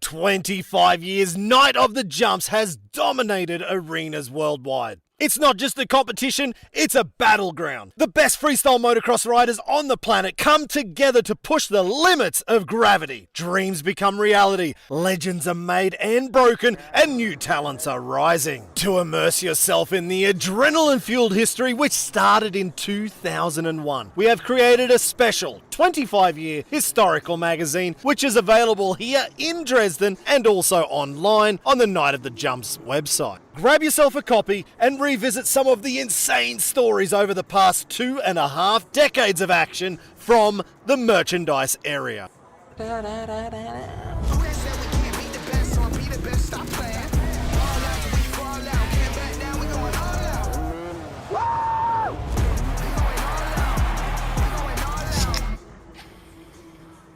I missed the kick in the big game, nailed my driving test. Misspelled my ex-girlfriend's name on the tattoo on my chest. Cause I can't do nothing right, and I can't sing to get along. I've forgotten what it looks like on the other side of the road. Yes, I've forgotten what it looks like on the other side of the road.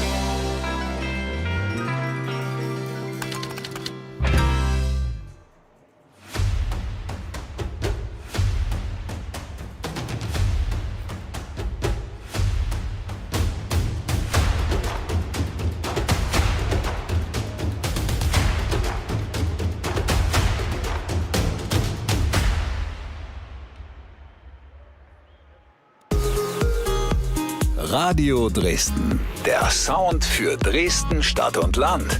Meine Stadt, meine Musik, mein Radio. Radio Dresden.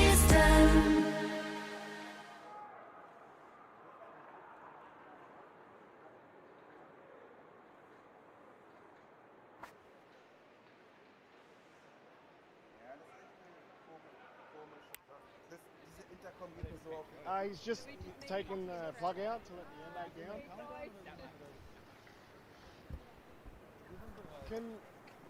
Great, could you ask for Pinyol to come back and do a quick interview as well? Check for sure. Check. So what's actually like the night of the jump world for guys? Yeah. Gonna hype it. IFMXF. Back. So I just want to ask guys. Yeah. All right. So we'll do it in English and then we'll do a quick one in German. Yeah. Here we are with our former 2010 world champion, and he's back. He's just landed a Dakar Rally backflip. I thought that was going to be the highlight tonight for Libor Podmol, but you're back on the podium, baby. Man, third position, how does it feel? It's been great, you know, to ride actually under the sky, and the track was big, and I was just having so much fun. I was really happy while I was riding, so that's maybe give me some flow and some extra points. I was just really happy to riding, but it was a very long day. Yeah. But no mistakes, right? Road safe, stylish, good. I'm super stoked. You know, I'm not the youngest one anymore, so, and I'm with the night of the jumps for so long that it's just fucking amazing. Man, I couldn't agree more, and actually you could see it. You could see you were just having fun, probably more out of anybody else on this track. You were just cruising, man. But please tell me about the Dakar flip. That bike's like 190 kilos. How do you go from flipping that with a KOD flip to then doing a bigger KOD flip on the YZ? Yeah, well, it is a bit like a head game, you know, because it has totally different handlebars, totally different weights. That's why I actually ask you guys, like, can I have a little break between my Dakar flip and my run? Because, like, when you jump right ahead, it's kind of tricky, but, yeah, made it happen, man. Just like that. That is it for Libor Podmol. 2 rounds down, 2 times third position. Night of the jumps. Next event, we're going to Budapest. Let's see if we can improve. Looking forward. Fuck, Hungary. It's going to be fun. Yeah, buddy. All right, we'll do this one just in check.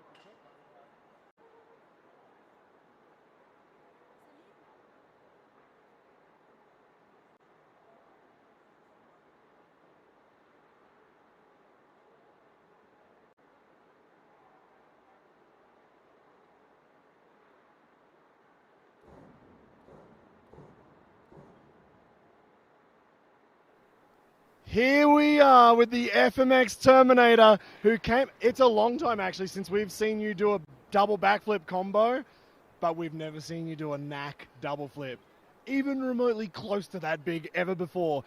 You were really throwing everything, including the kitchen sink at Pat. Yeah, you know, like today I felt really good out here. I kind of struggled with the next gen today a little bit, so I skipped the front flip, the regular front flip. And yeah, but I still wanted to show something really big, so I went for a double flip knack. I only practiced them like 2 times last week, and yeah, for this one it felt great. You know, the atmosphere was amazing here, and yeah, I had so much fun. Second place is pretty good, so yeah, it's good. It's been a good season so far, so I'm looking forward for the next one. That is wild that you only practiced 2 times on a double backy with a knack in the middle, and then throw it that damn big. So you did say about the front flip on the next gen. That was where I was naturally thinking you were going. And as you rolled back over here behind us where we're standing now towards the double backflip super kicker, I was starting to get nervous, man. You made me nervous, and I guess most of the people here. Yeah, for sure. You know, I always need to, you know, step it up. These boys are just riding super sick right now. Yeah, I'm enjoying riding. For the next one, I'm gonna even step it up a bit further. So yeah, I'm excited to. I'm looking forward to the next round. I'm gonna step it up and kick ass. Hell yeah, that's what I like to hear. The FMX Terminator. We'll see you back in Budapest.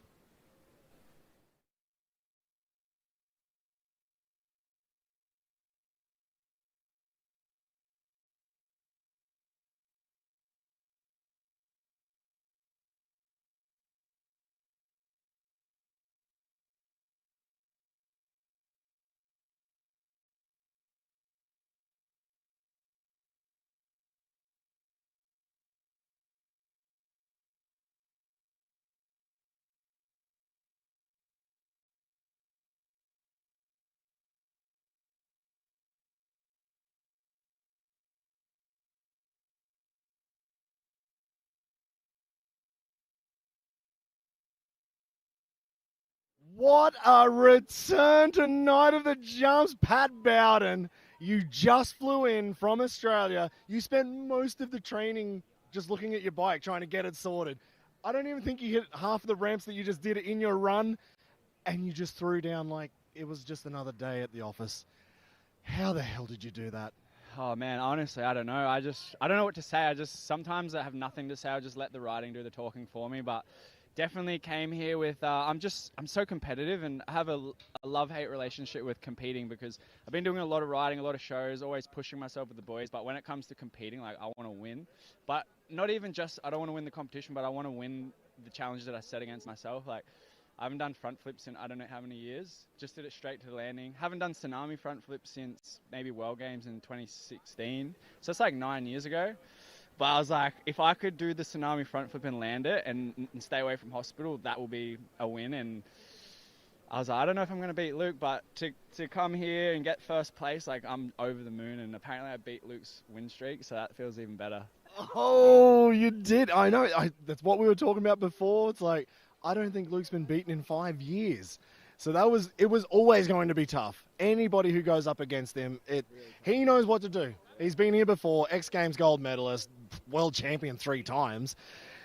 When you did the rock solid flip and then stomped the double backy, did you think you had it, or were you still like, this is 50-50? Honestly, at that point, after my run, I wasn't really even thinking about winning. I was just so happy to be safe, honestly, because I really risked a lot today and really pushed myself far outside my comfort zone. And I know that sometimes things look easy, but definitely far from easy. So yeah, I don't know. Winning's cool. I'm grateful to win. Like I said, I'm super competitive, but I'm just so stoked to be safe, and I can't wait to see the replays. Oh, that's exactly what I want to do as well. Mate, I am so pumped for you. I'm so proud to see you back after so many years. Turn up, take the win like you said, but you're walking out of here in one piece after doing the biggest tricks in the game of freestyle motocross. The next winner here in Dresden, Pat Bowden. Oh, can't wait to come back. Sorry.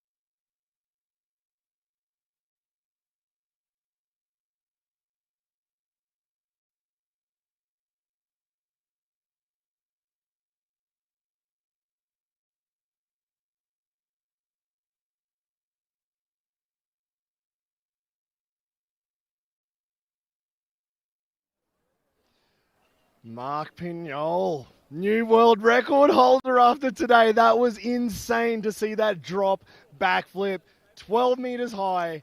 I'm not going to lie, I was pretty nervous watching that. I would hate to have been sitting up on top of there. It was so quiet you could hear a pin drop in this arena. Tell me, man, how does it feel, one, to have landed it? But tell me, what did it feel like for that last second before you gassed it? When I was up there and everybody was quiet, I just feel the energy that they were giving me, even if nobody was saying anything. So it's like, wow, I have to deliver. I'm ready for that. I feel it, so let's go. I think I was a little bit too nervous. I feel a little bit too early, so that's why I have to rev it, like make it around. But finally it was good, on position, perfect, and pressure out, all release. I'm happy, super happy. I cannot express actually how happy I am.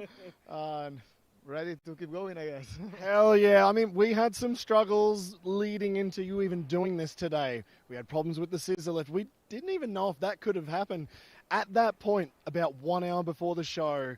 And it was kind of like, is this on or is this off? I guess you had some butterflies in your stomach. Yeah, because these problems also came even from 4 months ago. When I broke the elbow, also I was not sure if I was making it ready even for the show, then if I was making it ready for the scissor lift, and finally it was everything came together, and even all the problems were solved, and finally we made it. That's the main thing, and everybody enjoyed it, and that's also one thing. I'm pretty sure everybody enjoyed it. Congratulations, Marc Pinyol, world record, 12 meters on the backflip drop. And I think we're going to cut that here from here in Dresden. What a way to go out. Pat Bowden, the winner, Marc Pinyol with a new world record, and we are going to go on a nice 4-month break. Going into summer over here in Europe, might head down to the beach. I hope you guys enjoy the break. We will be back. We'll be in Budapest, in Hungary, October 4th. So make sure to put that one into your calendar. Put it into your calendar. We'll be back, of course. Night of the Jumps YouTube live stream. We'll be there. But if you want to come for a holiday, go to Hungary. Probably a good place to go do it. Jump on to nightofthejumps.com. Grab your tickets there. If you can't go to Hungary, we'll be back in Dusseldorf and Hamburg in Germany and Stockholm in Sweden, November 22. But until then, enjoy everything that we've got to show for the next highlights clip on YouTube, Instagram, TikTok, everywhere else. We'll see you in Budapest.